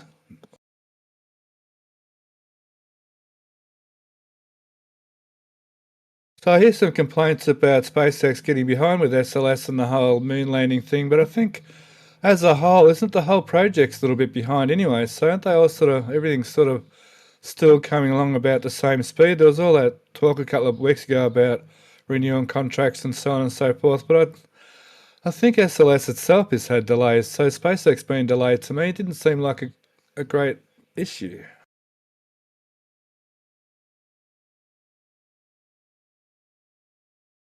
Sure, anyone wants to comment on that? Yeah, I don't know. I'm not sure what my opinion on it is, but yeah, there's so many delays going on right now, and who knows in the next year or two how much. I mean, after Artemis 2, I mean, heck, Artemis 2 could have issues for all we know. that need to be remedied that would even push Artemis 3 back even farther, or whether it be the spacesuits or any of the other. There's so many pieces in there that to blame it all on SpaceX right now is definitely not accurate. I agree. And I think we'll see. I think if all goes well this year, by the end of the year, we'll start seeing the demo lander come together. Because there's heaps of testing there to be done as well. So, yeah, I agree. It's something that's I think, to reiterate something BJ just said right now, is that there's so many unknowns. Is sort of where I was getting at with that as well. So yeah, there's with all this sort of new exploration stuff and new sort of technology getting used, there's so many unknowns, and just quietly, I kind of liked Elon's reply saying, "That's okay, we'll just get to the moon on our own," which I thought that was kind of funny. So we did see, I guess that was explained in detail. We saw it on Scott Manley and Zach talking about on the weekend about the cryo testing here. So we really don't need to go into there, I don't think. I think most of that was fairly well nutted out now. As I agree that now there was no liquid nitrogen line through there. I kept seeing one, but I guess sometimes when you want to see something, you can see something, but there's no liquid nitrogen. So it would have been all just high pressure gas coming off the GSE system. Fairly simple testing, and they seem to not have any. We can't see any debris, so I guess all that testing went quite well for them. And since then, we've seen the tanks get put back into Ship 39, correct? Yeah, we have seen tanks being lifted back in, and there was actually photos after the RGV flyover that caught them in the actual testing. Oh yeah, there was another. Yeah, that's right. There was another company's flyover. Yeah, that saw that actual testing. Yeah. I don't suppose it doesn't hurt to mention, does it? WA did a flyover and they called it. Was it WA or was it NSF? Sorry, I thought it was WAI. Yeah, it was what about it.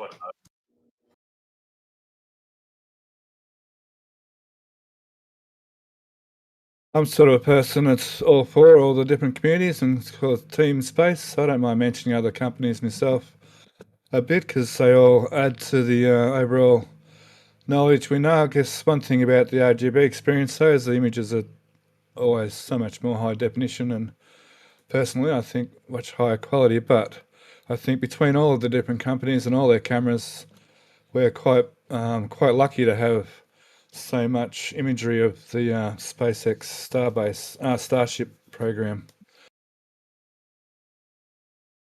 Yeah, there's so much of that stuff that I mean, obviously we can't fly on a daily basis to be able to catch all those things. So oftentimes it actually works out to the community as a whole for us to be able to confirm things like that, where we saw the evidence that it was probably happening, but for another company to fly a day later or a day earlier or whatever and actually catch that thing that we couldn't catch just because of timing, it definitely helps us all understand things better and kind of learn from what we see.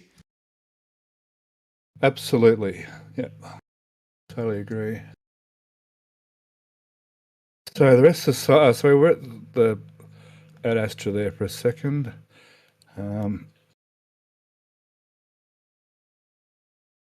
There was a question from Dave W. UK. He's asking, hasn't this process quick-ended the development of Massey's due to the S-36 mishap? Quick-ended. What does that word mean? Quick-ended the development.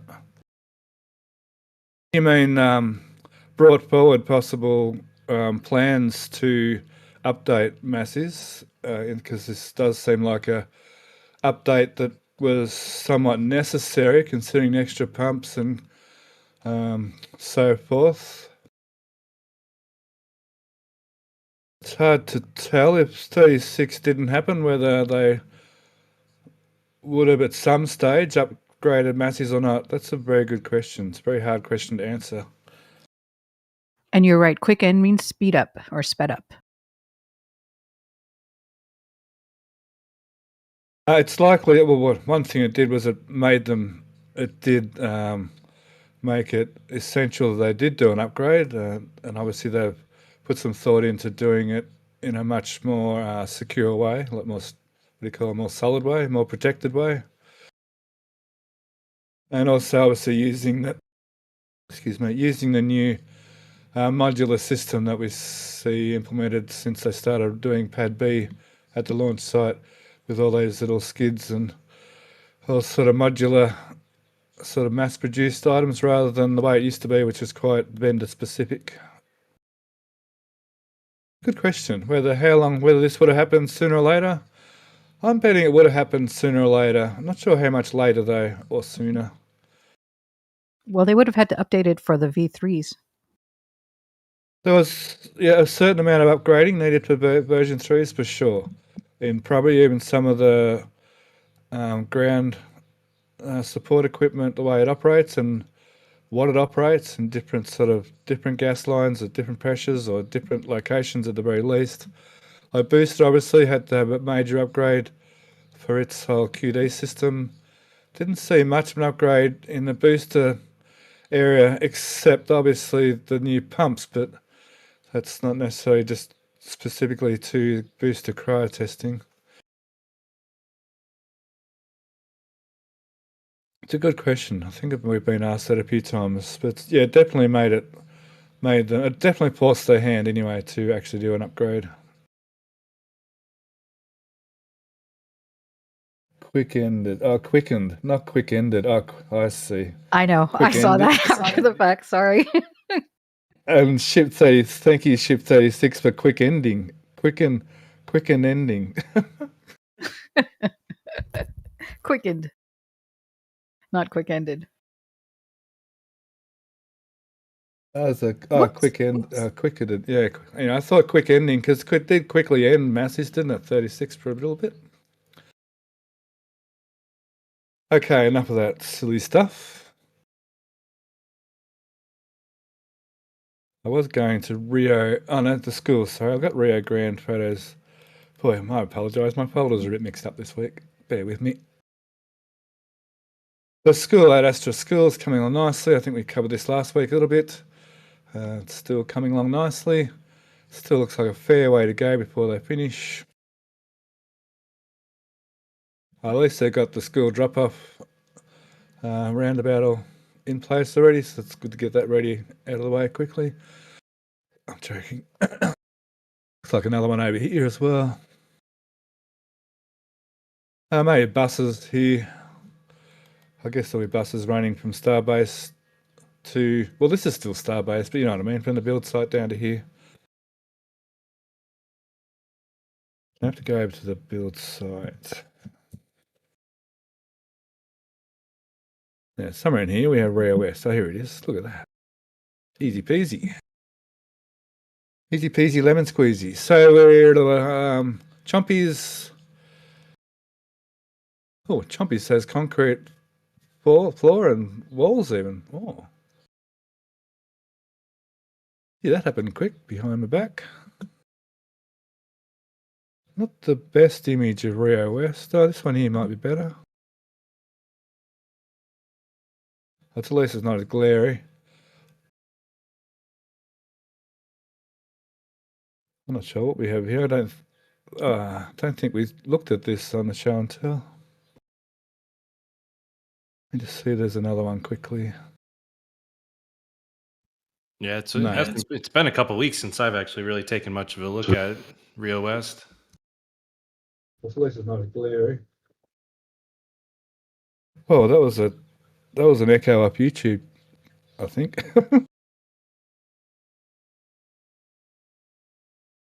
Oh, it's weird hearing your own voice. Okay. Hey, it's looking nice. The Chompies. I wonder if this road has anything to do with them getting this bit of land as well in the near future.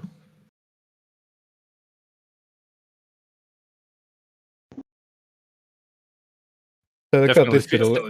It definitely almost feels like they're planning on doing some more development, right? I mean, not that the Rio Grande is a nice pristine river to have like waterfront property, but the fact that they've got the ones along Tarpon there, if it's almost like they're going to kind of continue along there.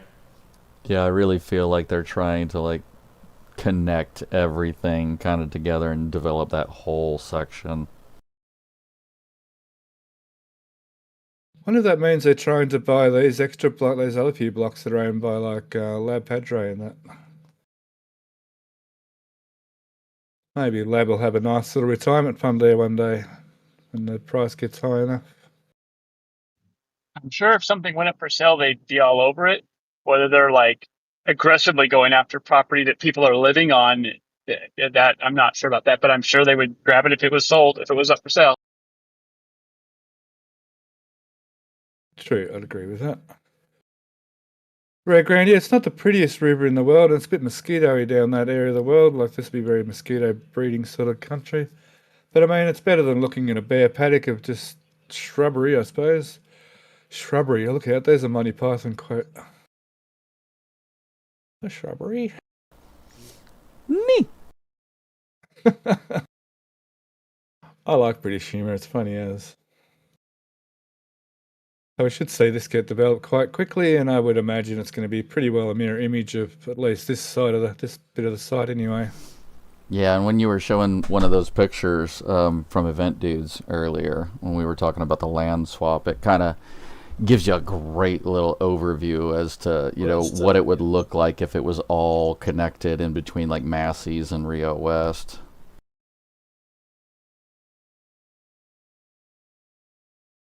Was it this one? Yeah, so you could see right there to the left of Rio West, if they grab all that little area, then it'll just connect right to that other piece, you know. So I feel like that's what they're probably trying to do.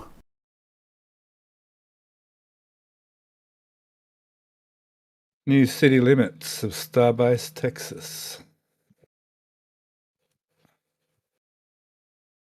Very good. By the way, I'm super open to crow soup also. Oh, no, I've got plenty of recipes Crow for that. pie, crow kebab, broiled crow. All the ways to eat crow by Todd. And it'll be on my plate. It's not, the parrot's not dead, it's just sleeping.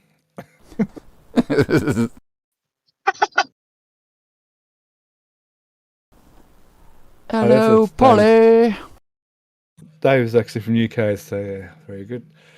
Yeah, very clever comedians, that lot.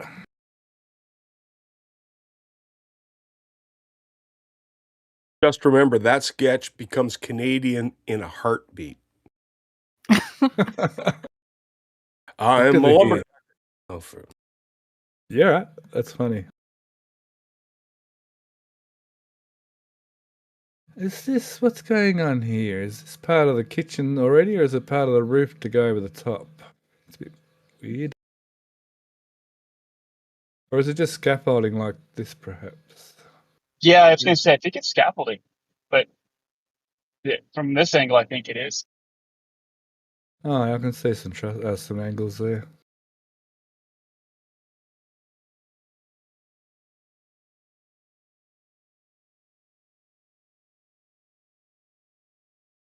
Oh, I bet it's for the masons building the brick walls up. Yeah, there's one other angle that you can see that it's a little bit more. What's confusing is the fact that there's a bunch of the cinder block is actually on that middle level that I think that makes it look a little weird. Cool. Yep, that's what I was looking at. Yep.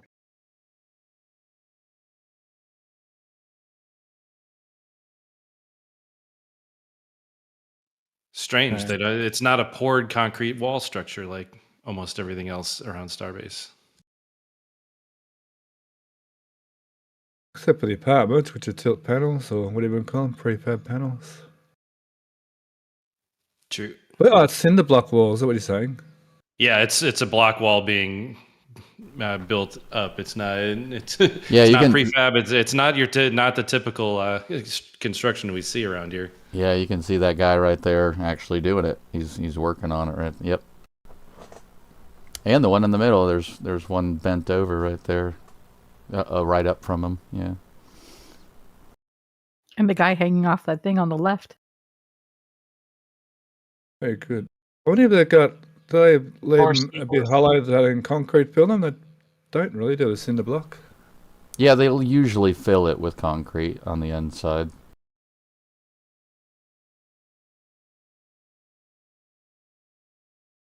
I haven't seen hollowed like concrete blocks. They've got the two quite large cavities in them. You can fill concrete. I've done a lot of that around concrete pools and so on. I've never seen cinder blocks with holes in them. I guess you can get them. I haven't been in the building industry for quite some time now.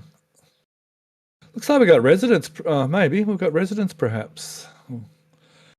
I guess they're mostly tradesmen. I guess still. We got are they charges there too? Oh, so you get a Cybertruck, you get a Cybertruck, you get a Cybertruck, etc. I'm using solar. Good to see him using solar to charge all the Cybertrucks. No, I'm kidding. It'd take a fair bit more than that.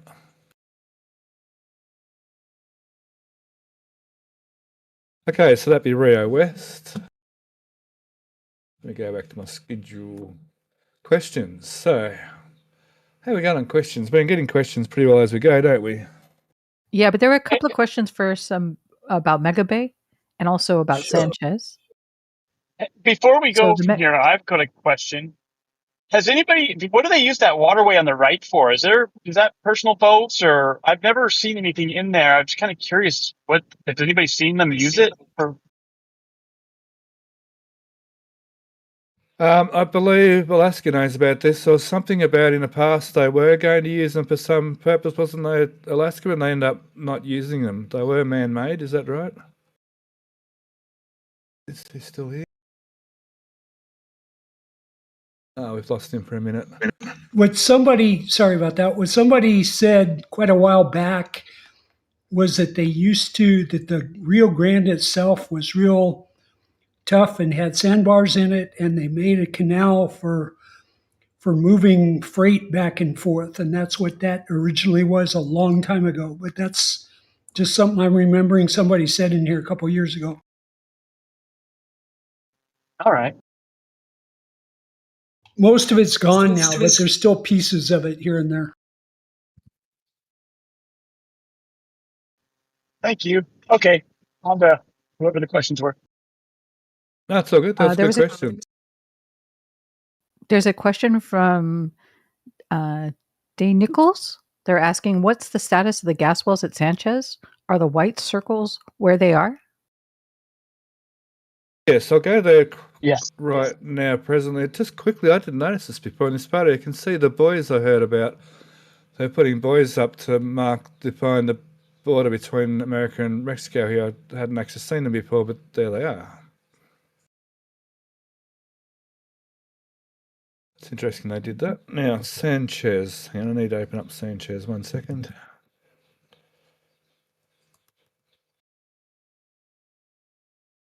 Thomas was saying the waterways were for agriculture to the west.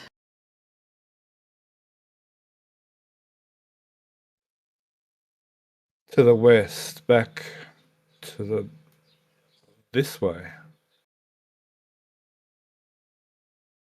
So maybe further upstream because how far would the tide water come back up here? Would it come this far back up? It brings salt water, so they'd want to bring fresh water back down from further up where you don't get estuary water, we don't get tide water coming back up.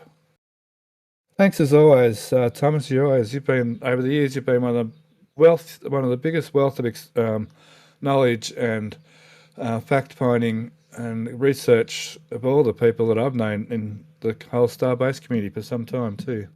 So I appreciate any input. Yeah. Thomas is the GOAT. Yeah, thank you, Thomas. Appreciate that. That makes sense now.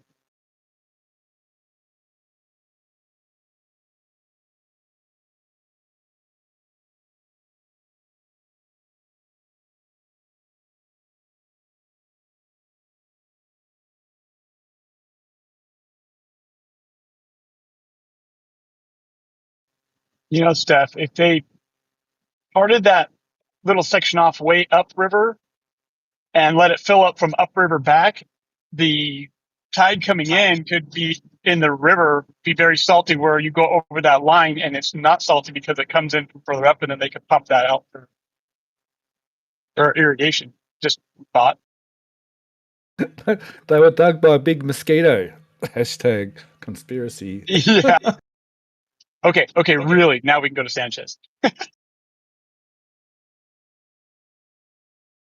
That's hilarious. Yeah, so indeed these are, I think I was talking on my button, that wasn't my push to talk button there. They are indeed circling the old gas wells. I'm not sure of their actual status and how much gas is actually down there, whether they can actually tap into them or not, but for some reason they have put an exclusion zone here, which I see is, maybe it's just for internal combustion engine cars aren't allowed in this zone because I reckon it's for doing circle work, but anyway. And he's around the wrong way. Oh no, he's actually Australian style here. You're in the roundabout going the right way around for Australia. Enter on the left and turn to the right. I thought that too, but I would think that they'd also have some wording up, unless it like they just did that and they're putting wording up, and the next flight will catch it. But there would be something, no engines or no combustion. There is actually, you can see on the four corners, there is text. I was looking at a picture. I can't quite make it out. It says caution methane area.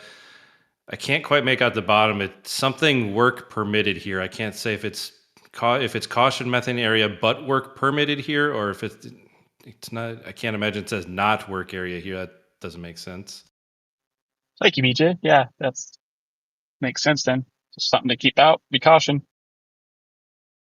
I'll have to put an order in from the aerial photography team to get a little snapshot of those words for you there, BJ, but yeah. I think we know a guy. Yeah, I know a guy with a camera with a bit of a long lens. Yeah, there's just the stenciling is just cloudy enough. I'm looking at all of the different ones in this image. It's definitely caution methane area on the top. The bottom, one of the other ones does say not facility, not work permits red. I don't know. I'm trying to find one that's clear, but hot permits. Oh yeah, it does say permits, huh? Maybe required. REQ. Yeah. Yeah, shortening, yeah. Hot work permits required. Cool. Well, yeah, better late than it. But have we seen a lot of welding work? I suppose the QD was over there. All this area was, where are we? Yeah, this was used for GSC pipe welding. Like the last thing we saw here was some green pipes, but before that there was heaps of cryo pipes. There was a big stack of it over here on racks. And yeah, you got it there, Indy 7. I was just looking at image 765, and there's a clear one. It says caution methane area, hot work permits required. It's just abbreviated on the REQ. Ding, ding, ding. Yeah, Merry Christmas to me. I'm buying a lotto ticket. Heck yeah. Please, if you got the luck, please, Indy, go do it now. It's a lot of money right now. 1.6. What number? 765 has the clearest view of it to me. That one actually, yeah, right. That's there you can see it. 728, whatever. Yeah, cool. Yep. Ask for that picture and ye shall receive.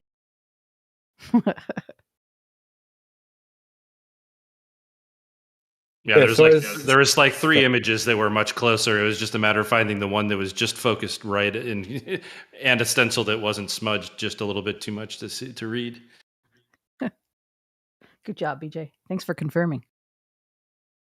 It's always nice to have someone. It's always nice to have not someone like BJ. It's always nice to have BJ in the background. Yeah, searching through images for us when we're doing these live shows because it's a bit hard to do everything at once. So it's awesome to have a bit of backstage backup. Awesome, really appreciate that.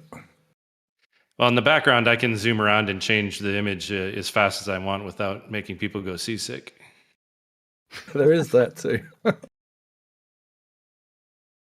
It's taken a long time to learn to move my mouse slowly. It's something that you do. Just while we happen to be here, I don't think there's much to say about the SQD. While we're here, if there's any questions, we might jump in now and ask any questions about, since we're around, I don't care, you can ask questions about anywhere. We're happy to jump around from side to side. It doesn't matter in this format, so whatever questions from anywhere. I got one more for you then. From Sure. Seismic, they're asking, what are the red tanks behind Mega Bay 2 for? Okay. That's an easy one. I've just got to find them, that's all. They are SPMT tanks. They're SPMT tanks. No, they're COPV tanks. Too many acronyms. Cybertruck gas tanks. That's the one. They're electric tanks for the Cybertrucks. They're great big firecrackers. Wrong answers only, please. Yeah, what do you mean? In fact... Oh, sorry. No, I was going to say, it was funny that the other day when they were all lined up, somebody did mention that they look like a line of black cats. That they do. So recently we saw them remove... Recently we saw them remove all of the COPV tanks out of Ship 30... Ship 39. And then we saw them doing testing with them. They're at at Massey's. Do you want to fluke the right photo to get the tanks in? Oh, I did too. There we go. Finally, I fluked the photo right. We saw them get put into this framework and get put over to Massey's, where they were put in the test area. I guess I can quickly show that too down here. They were put in this area and tested. And then they were brought back, and now they're sitting back on the ground. Well, now they're actually getting reinstalled into Ship 36. Now, I'm not sure. I guess these are just the Ship 36 ones for now. I don't think they would have needed to test. I think they would have been more in a hurry to get 39 tanks tested and put back together again before they worry about the booster COPV tanks. But I guess in the you'd think they wouldn't just put them on the ground. Sorry, Steph. They're actually sitting on the ground. I thought they might have been on racks, but no. No, they're on shipping pallets. They're not sitting on the ground. They're in pairs of 2 strapped down. Oh, I see it in the middle there, the black bit, yep. Mm-hmm. Okay, that's better. That's why they're all set to 2s, because they're straight. They wouldn't be so neatly set in perfect pairs of 2 if they weren't strapped down. Yeah. Todd just likes to lead me astray. We had a good photo. Oh, that was a photo from behind. Squirrel. Yeah, 412 was from behind.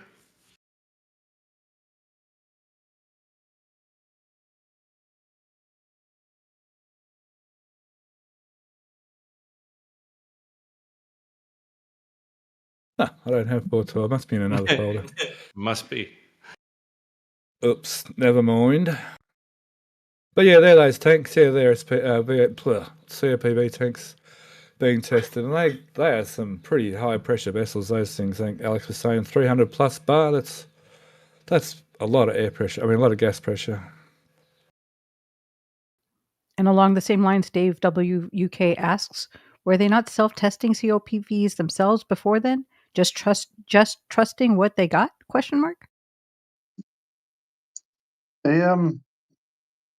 They before Star Factory, when they were still using the tents, they used to test COPVs outside, up near the back of the production site. But I'd like to think they're still doing that now, but maybe somewhere in Star Factory.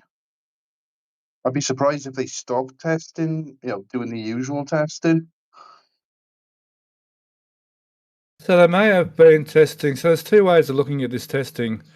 There's testing the tanks just themselves of actually, static pressure and what have you, and how they perform, which would be done, under QC where they're manufactured and probably even a warranty, whatever. But then there's also testing how the tanks react to the way SpaceX fills them up and how their GSC equipment, how their GSC hardware interacts with them. So possibly testing that as well, because if you pump them up too fast, it can be an issue. And we sort of see with the rapid turnaround that SpaceX are aiming for, perhaps they've been trying to push that envelope a little bit, and they're testing that also, which may be something to do with the extra testing that's going on now Thank you very much. Really appreciate Jake there. You've got an awesome memory for things in the past. I really appreciate you bringing up stuff from the past.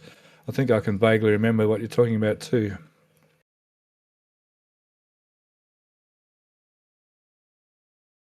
So one way or another, it appears that because the first tank that blew up on the failed on 36, ship 36 at Massey's, SpaceX or Elon quoted that it was below its operating pressure that it failed. So whether that was something to do with how quickly they're trying to pump them up, or whether there's a fault they hadn't. There was obviously something different about ship 36 and booster 18 that requires them since then to do some extra testing. I'd love to see the data sheets and what they're actually finding and what they're doing as far as pressures and times go. That'd be very interesting. A little bit of data, I would reckon. Giant AA batteries, yeah, that's there. By the way, I got some breaking news for all of you. The LOX landing tank install standards come back out of Mega Bay 1, so we may have a fully stacked booster 19 now. Woohoo! Yeah, and I think I read somebody posted earlier that it was about like a 12-hour lapse time between it going in and out for booster 18. So if that's the case, they definitely did that stack a lot faster. Yeah, that was really quick. If that was actually the full stack, that's impressive. Well, there's only one reason for it to go in there, and that's to stack the booster halves, isn't it? Unless they had to readjust the landing tank on them. But anyway, whatever.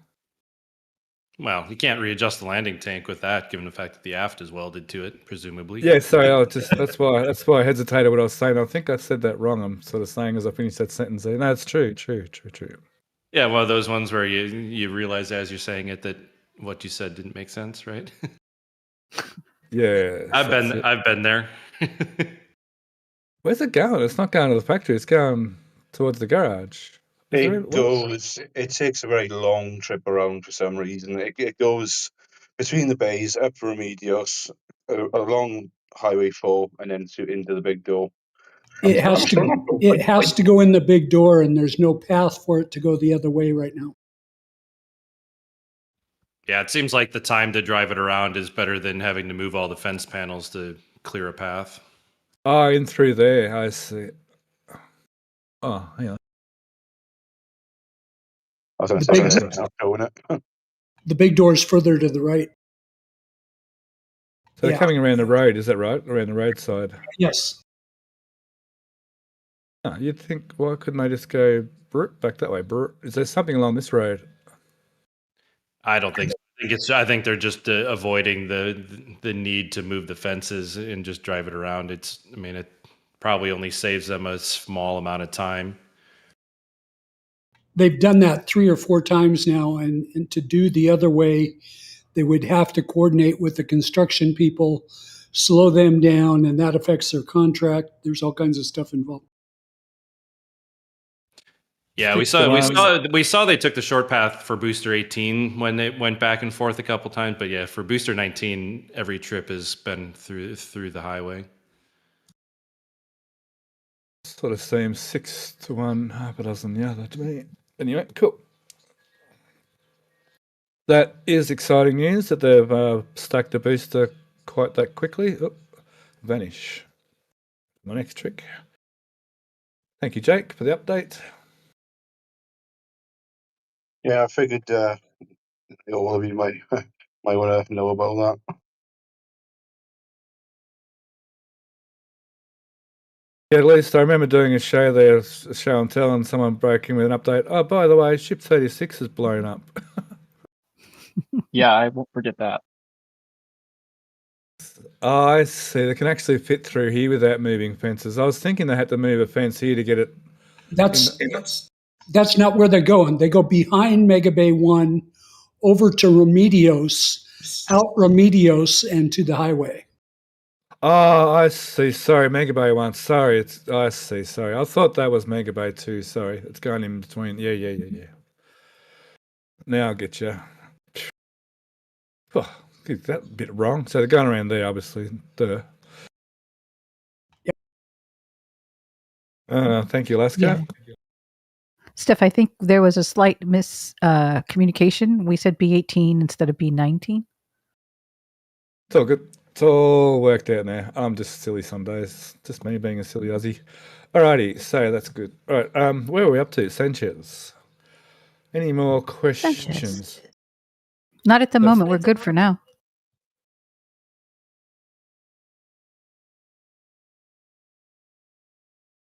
What time are we up to? All right, we've done 2 hours. That's pretty good. That's awesome.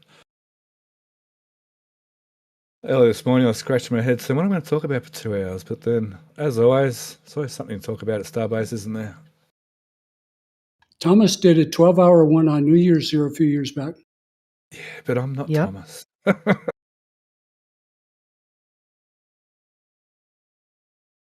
Got to stop listening to Aussies. Can't. We're not that bad.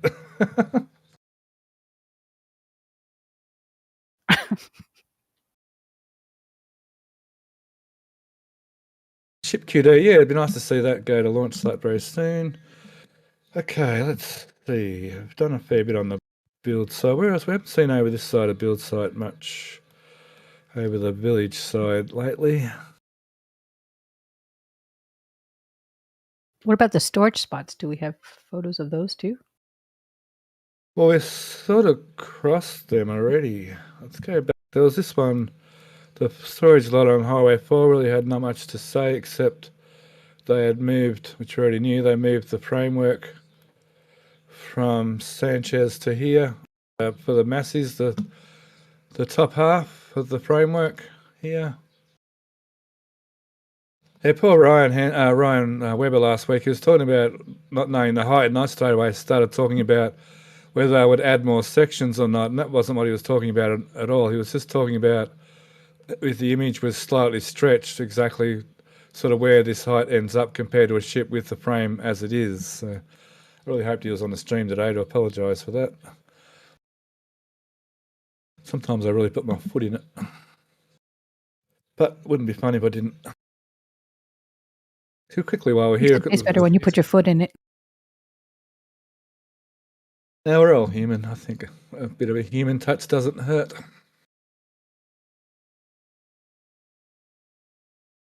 Boy, that framework's quite large. It almost looks like it's going to be taller, but I guess that'll be the same height through there.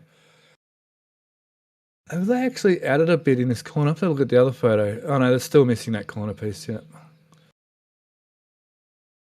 Looks like it goes out and then we'll come back in to join through that line. But look, quite a substantial structure for a parapet wall. That's going to be a wall? Well, just a dummy wall like this. Yeah. Well, we think. So far, that seems to be what they do around the place at Starbase. Look at the front side. That's so it can hold a big neon sign that says "Eat at Joe's." Don't look up here. Yeah, it's exactly that. Don't look at all this HVAC machinery that's up on the top of the roof. Gateway to Mars.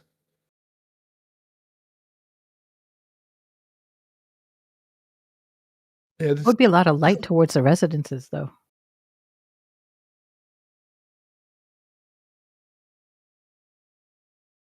Just coming to that point and then kind of come along here, I guess. Yeah.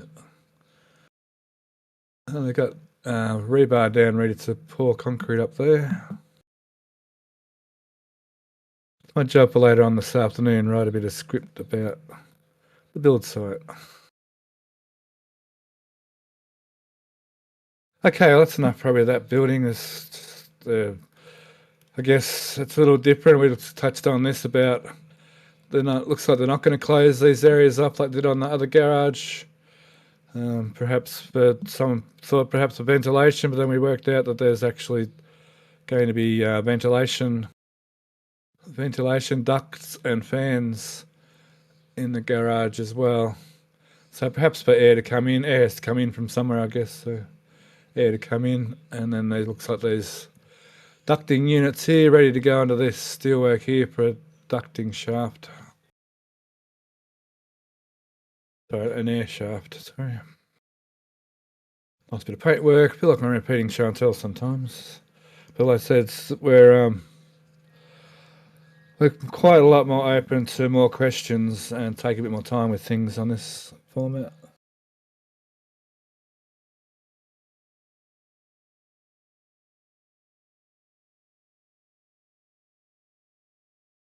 Quick disconnect panel yet. Not sure where that was for, Dave. On the actual, I think he meant the actual extension here. Yeah, the quick disconnect panel is actually mounted to it. It's sitting right there.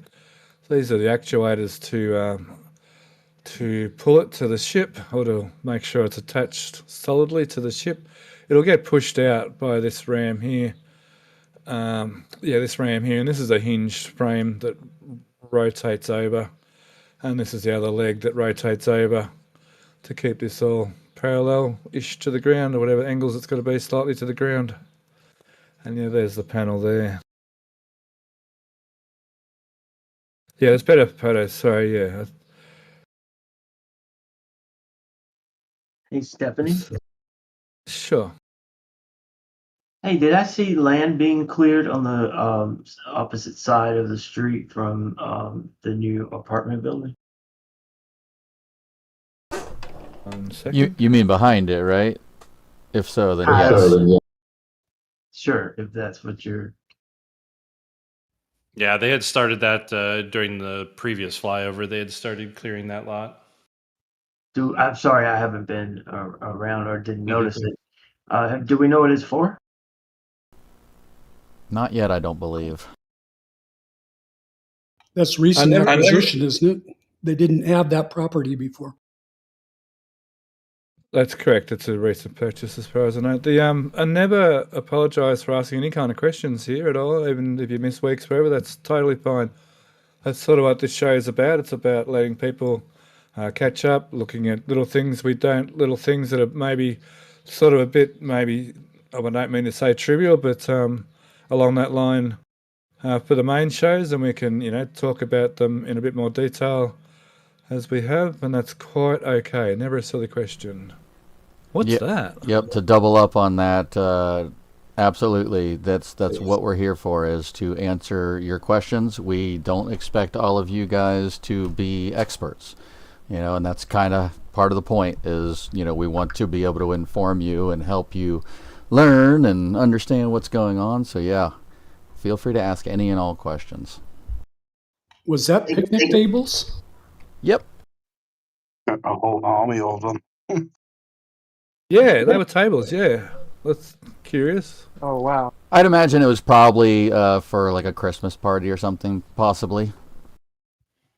Yeah, those white containers look like coolers, as if they had a gathering there. Yeah, lots of trash cans and stuff around. I was going to say, buy one picnic table, get 50 free. What a deal. Cyber tables, they're giving them away. There was a question about... Sure. Tim is asking, I wonder if V4 boosters could be caught from either Boca Chica or Florida site. Do you think that there will be a transfer of booster locations, possibly, in the future? As far as we can work out, boosters have to land at the site they took off from. They don't have the Delta V to make it from Boca Chica up in Starbase to Florida. The ships certainly can land at any of the sites, but no, as far as I'm aware, the boosters have to take up and land from the tower. I mean, they could take up from tower, 1 and land on tower 2, but they have to come back to the same launch site. Much the same as Falcons do, they come back to their launch site. And then G. Clum asks, are they adding a door to pad 2 along the deluge wall at the bottom? They have added the second doorway. That's a good, what do you call it, into the launch site. They've added a second door to the bottom here. What was the full question again in this stuff? They were asking, are they adding a door to pad 2 along the deluge wall at the bottom? Oh, the deluge they're wall. talking about the cover over the deluge pipe work going up the other side on the tower side. Oh, they got. Oh, they're doing working. I was been looking after working. I didn't see that. Down in here. Nothing there yet. No, the only thing I could think of is if they were talking about the section of the slope on the one side that hasn't been filled in yet. Is how I interpret that question. At the bottom of the slope part between the wall and the support structure on the other side. And if that's the point of the question, I don't think so. I think they just haven't closed it in yet. We are expecting. I can't quite see it again. We are expecting a cover around those pipes. They did lay an in-bed in here for a cover. What are they?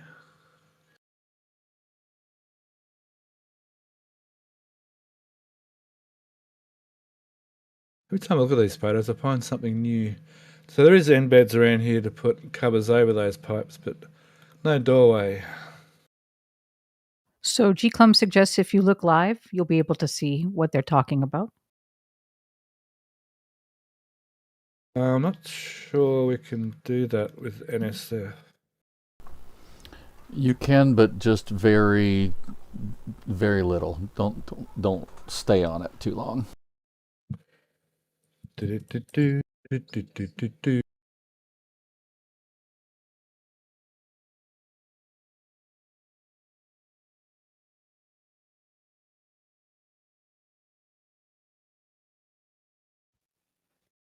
Where are they talking? Yeah, that the bottom of that slope on the one side that was closed off does look opened up on one of the older views, or I'm in the past on when I loaded up.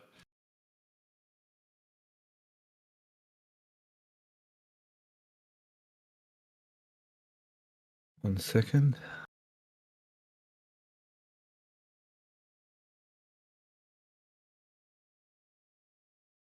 Photo. So down here, BJ. Yeah, it happened to be that my NSF stream was like 3 hours in the past when I flipped to that particular tab. But yeah, it looks like the bottom like 8 foot of that 2 foot filler or whatever that filler is looks like they've cut off the bottom segment of it. So there are blast doors here that we assume are going on the inside. Originally, I think Lauren's still here. We talked about this a while ago that maybe they need. I was talking with Lawrence a while ago that maybe they need some kind of doorway here for safety. Like you wouldn't want to get caught in here and there was a fire or something and you couldn't get to that door. So there was that sort of speculation, but then they closed it up, we sort of didn't think much of it after that. But then these blast doors arrived, and which obviously could have been for some of the internal vertical walls where we did see some doorways through. There's some vertical walls in amongst that whole structure. I'm pretty sure we saw there's doors too. So yeah, there's a chance that they could put doors on there. Thanks everyone for working out what they were talking about there. Good on you.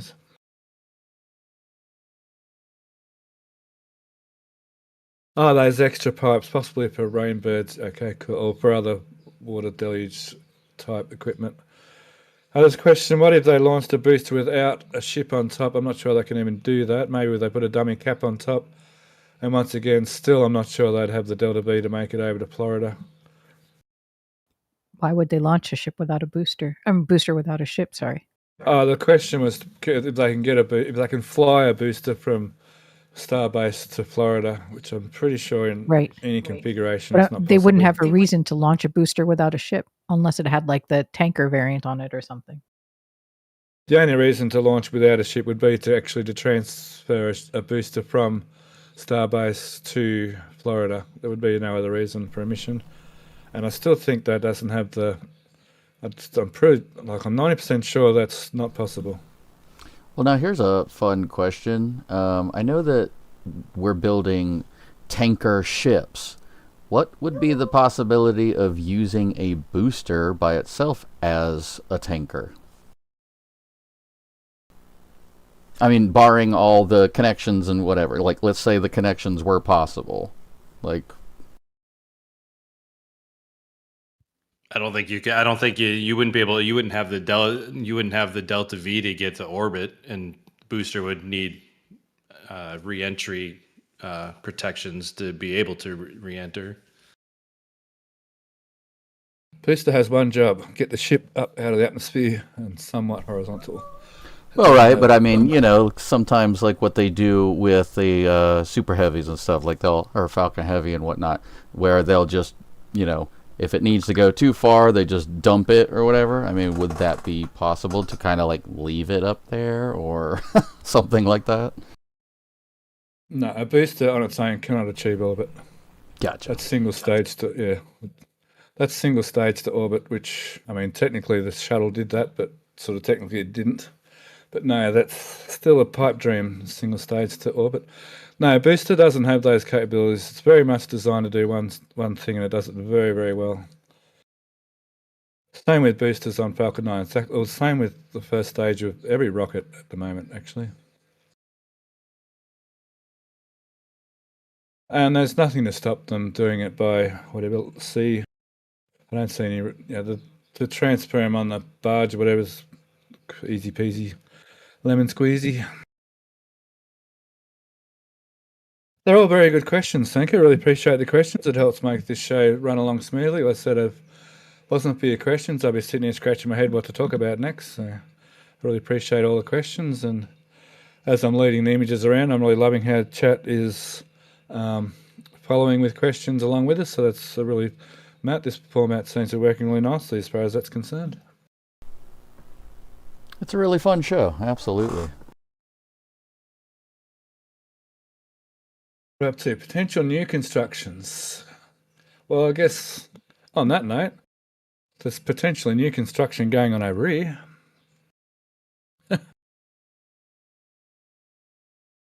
Quite the construction site.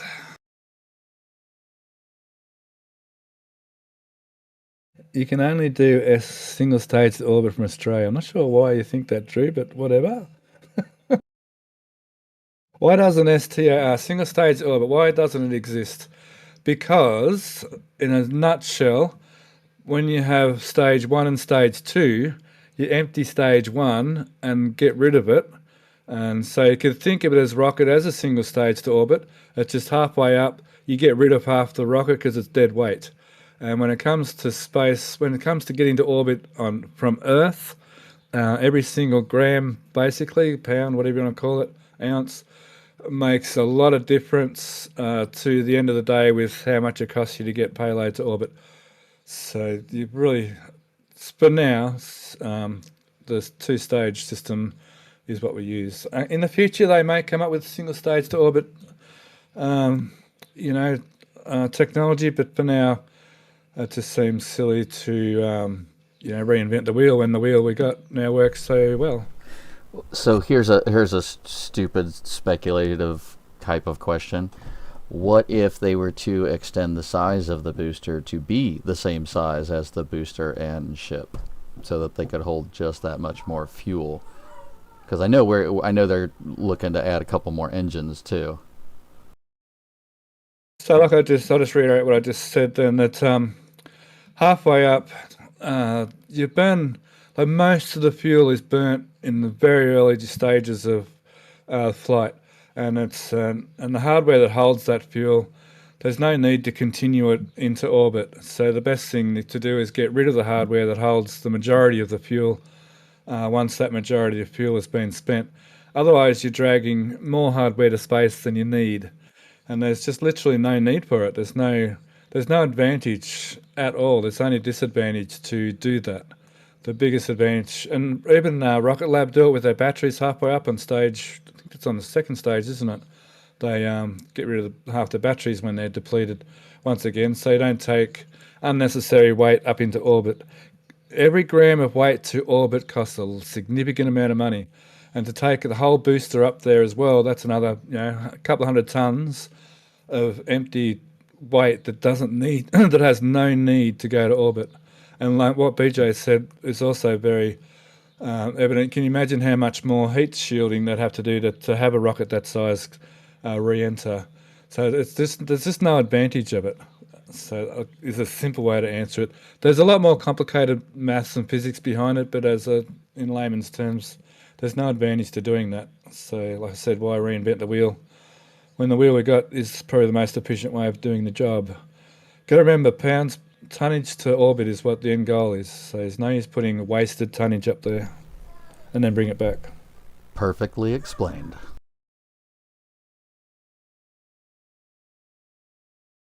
Delta V Roo bounce to down under will give you the... Oh, I see. Someone's being funny in chat.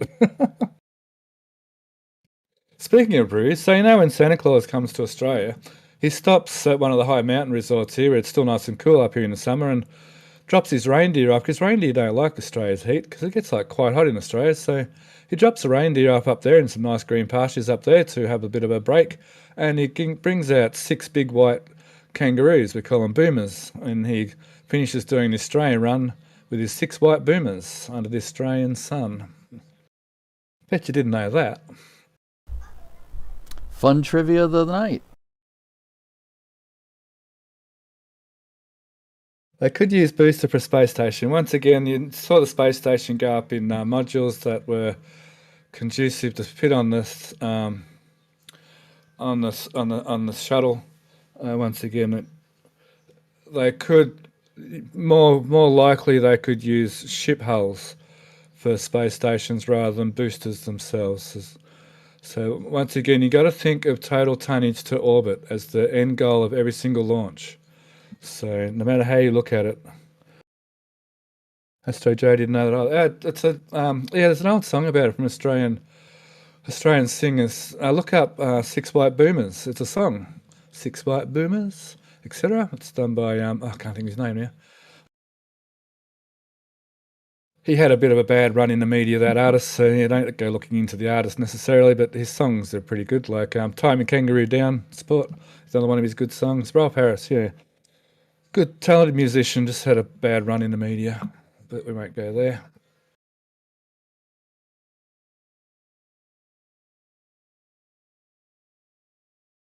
The Time and Kangaroo Down Sport. It's an old stockman leaning against a fence dying, and he wants his... says Time and Kangaroo Down Sport. Anywho, I digress. ASU unit. Yeah, one day we will go through the ASU process, but not today. And we'll talk about compression, cooling, and nitrogen use, and so forth. And we might have to have Alex on the stream when we do that. As far as construction goes, looking nice. So any questions? Not that we haven't asked and answered.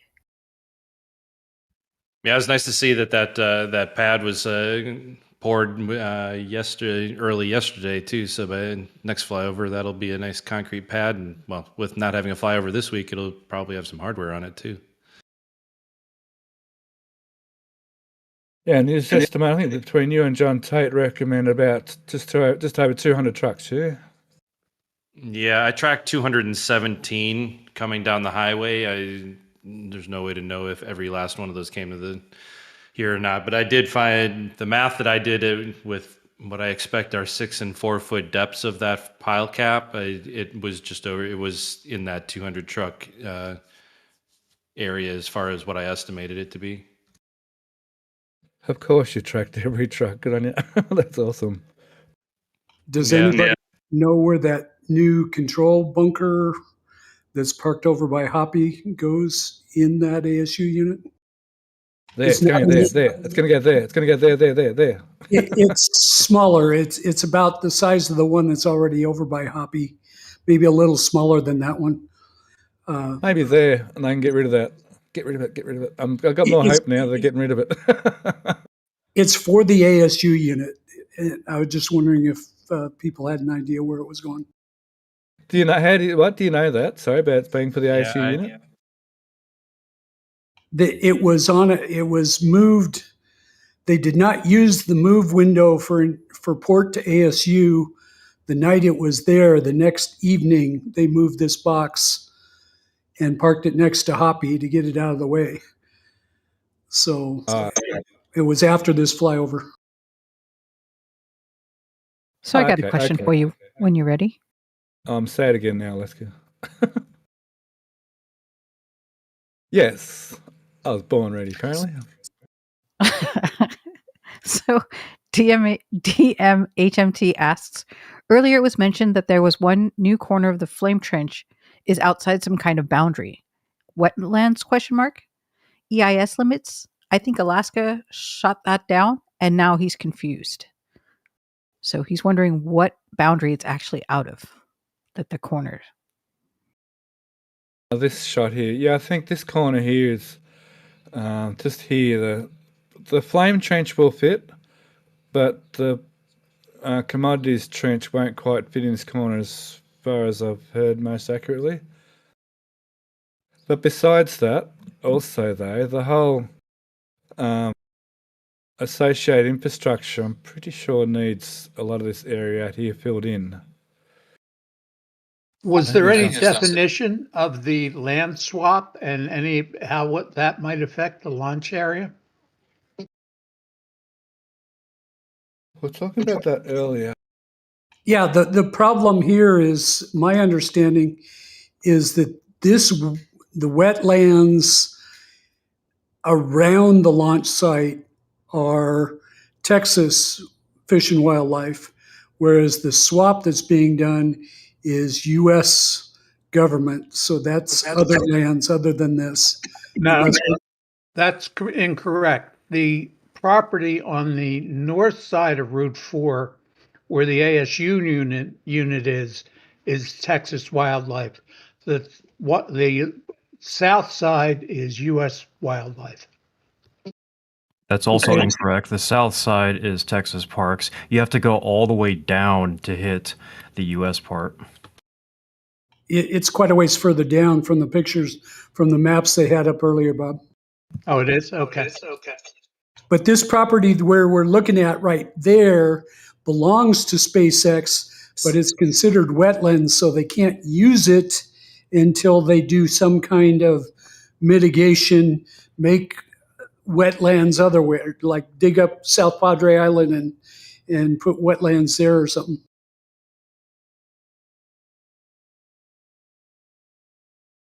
Who in the world's Bob and Doug? Sorry, let's look in the chat. Thanks, Alaska. Thanks, Event Dudes, again, for jumping in there. Appreciate that. And good question, Phil. Yeah, thanks, PK, for the question. Yep. Event Dudes dropped the map that shows where those boundaries are really good in voice chat. Oh, there's Milky Way. Yeah, that's just to show the trench and then what is going to be inside of the boundary they currently have, and then the commodities trench, which is outside. Yeah.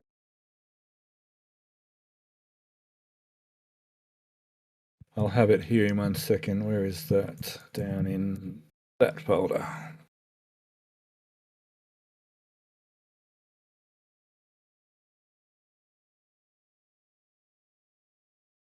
Yeah, it's this little corner here that don't quite fit. Yeah, that's what Alex was referring to when he was telling me about that. But yeah, but even still, if you look at you know, the actual, I don't know, I'm guessing they need some of this for the new pad. I mean, some of it could come from back here for now, but I imagine they're going to not only need this bit of land here, but they're also going to need some of this land as well to get pad B up and running.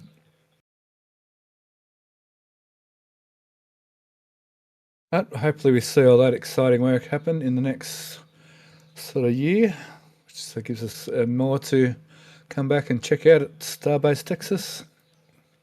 Just when you think we're running out of construction, like over here, they go and start something brand new. So that's always good to see. And yeah, once again, thanks everyone for all the answers there.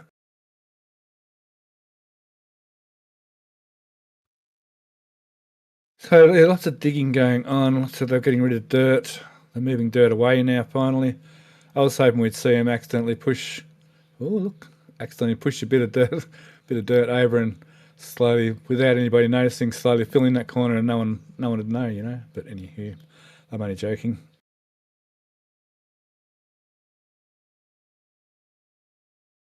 Okay, so that new, well, that's a pity that new bunker is for the ASU. I was really hoping it'd be for over there at this Pad B.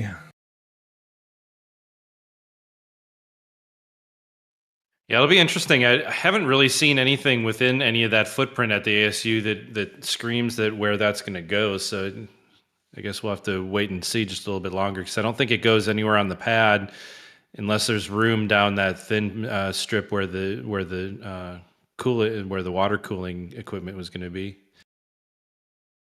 Could it sit like on top of there, or could it sit there? Or there's a bit of conduit. There's a lot of conduit in this area in particular, and then there's a lot of conduit run this way. So maybe it sits over here even. I don't know that it needs a heavy framework underneath it like what we're looking at there. There's where those trailers are off to the left. Is that up even up the bigger trailers that are up just a little bit right there. Yeah. Any of those places all through here, there's places you could stick this. I was just wondering if anybody knew. I guess conduits is a bit of a sort of hint, I guess, a bit of a clue as to where it's going, which is sort of why I was sort of pointing to that area and this area down here, because of all the conduit work we've seen in those two particular areas. Could see it coming back here, because they really, I mean, if it's going to have the variable frequency drives, they tend to want to be somewhere near the engines and motors themselves. So like even down here, there's no real danger of destructive, like what happened at Massey's. There's no real problem with that. So I could even just go somewhere here. It's handy to all the conduits. Yep. Being only two engines, the actual variable frequency drive control boxes may be local, and all we're seeing is control work in all these conduits, and so that as a control bunker could be this far away with just control work, and then locally having actual heavy duty electrical switchboards local to the actual devices that need the power but are controlled from over here, which quite often happens. One of the last big jobs I did was converting a factory to electronic control. It was a big pet food factory making dry pet food, and one of the things I had to do as my job was to pull apart an old relay logic board. So instead of like a computer PLC, you have a heap of relays in a board, and they're wired in a ladder diagram like you program it using the relays. By wiring the relays, much like they made the memory bank in Apollo days, where the memory was actually written in physical wires. It's interesting. Once again, I digress. It's funny too, it's the same logic diagram you use for relay logic as you do for programming PLCs, program logic controllers. You use a ladder diagram with horizontals where there's switches and contacts on the rungs. And this switch here will turn that contact on, and then if that contact comes on down here somewhere, that contact will trip a switch down here. So a switch down here will be attached to that relay. So if you have a relay with 20 contacts, you can put it into the program and just got to wire it. It's a nightmare to wire. You've got to have a million wires numbered. It's a bit of a thing to wire relay logic. But until PLC controllers came along, that's what we did.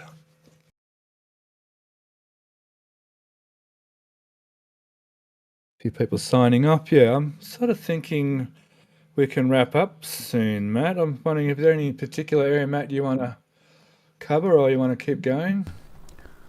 I think we basically hit pretty much everything, right? Yeah, so once again, we really appreciate feedback and questions and ideas of where to go as to deep dive into some more things that people are interested. This is a show to do it in. It's a lot easier to do it in this show now than it is to do it. So through show and tell, I really don't have much time for that necessarily. We want to get through the images. It usually, like this show, works later into the night, so we want to get it sort of finished. And the weekend streams more about just updates once again, and sort of elaborating on the things we find in show and tell. So this show, I think it's working really well, Matt. I really like the idea. It was well done to bring this up as an idea, and I think it's working well. It's giving us a lot more time to talk about little things here and there. It's kind of a good middle of the week thing, you know, like in between all of our other content, and gives us a chance to digest all the pictures from the flyover too, you know, and see some extra stuff. So yeah, it's really good. I'm very much enjoying it. So Joe, you still with us? Do we have a final number on the total donation from the St. Jude's thing now? Because I believe in the next couple of hours, Mauricio is going to close that off. Yes, indeed I do. And I believe we are going to flatten out at 10,210. And yeah, Mauricio should definitely close that out tonight. Funny enough, it's at 10,200 views with 10,210 total raised. Almost $1 a view. Great job, everybody. We appreciate you. That's just from us. Sorry about that. What's that, Todd? Go ahead, Todd. No, I was just saying that's amazing. JS Web. Just happy. Yeah, it was JS Web. Yeah, that was 2, and then JS Web. Yeah. Is that just from us? That was from the Sunday. That's just That's RGV Aerophotography's fundraiser. Yes, from the Sunday show mostly. And today, I think it's around $1,200 we've made today by the sound of my basic maths. Incredible. Yeah, we have crushed all of our old records before the show started. Say again, Joe. We were at 9,000 before the show started today.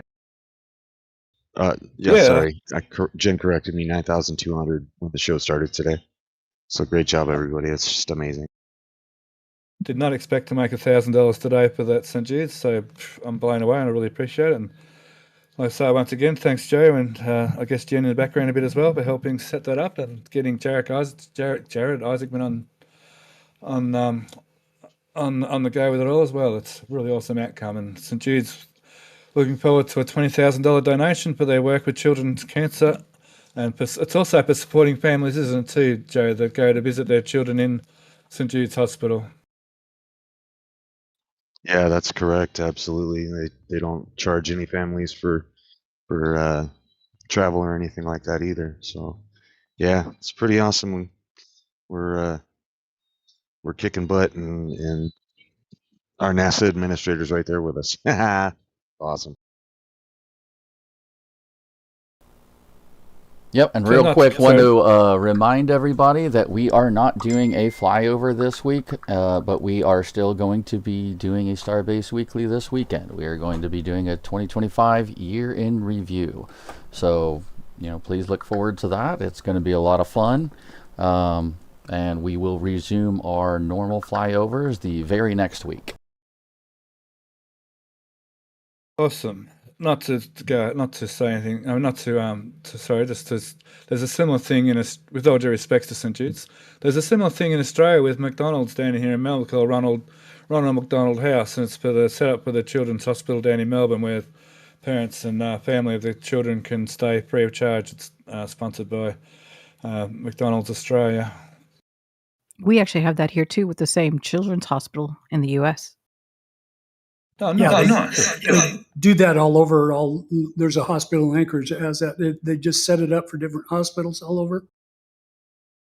Okay, I did not realise it was quite that widespread. Awesome, good stuff. All right, well, I'm going to end the show. I'm going to thank people like BJ and Event Dudes and Alaska and a few others that jumped in on the stream and answered questions and helped with the stream. That's really awesome, and it's very important you do that for us. So I really appreciate the commentary on the side there. Thank you very much, guys. You're welcome. And of course, a big shout out to Matt for running the show and getting this show actually up and running. So well done, and congratulations. It seems to be working really nicely. Yep. As we're signing out, can you show me a picture of the new tank farm? I'm talking to a friend who used to work at SpaceX in the GSE stuff, and I want to show him the new stuff. He's seen or heard everything. Sure. Since it's changed. It's been a few years. Good old Butter just sliding right in front of me. Yeah, but no, seriously, you're more than Thanks. welcome. I really enjoy the show, and it's a lot of fun, and I'm looking forward to the next 100. Yay, Matt. And thank you, Indestar, for your support and your work. Oh, sorry. Thank My you, Indy pleasure. Star. Sorry, that was No problem. It's always my pleasure. I have the best time, so thank you for allowing me to help. I love when Indy's on chat, and people in chat seem to respond very well to Indy. So yeah, we love having Indy in our midst. She's very much a very important part of our community. And I'll repeat again, Indy was very right there from the very, very start of the whole RGV media experience. So we'd love to thank Indy for from the very, very early days of everything you see to do with RGV media. I'm lucky to be here. Thank you, guys. Todd, did that answer your question?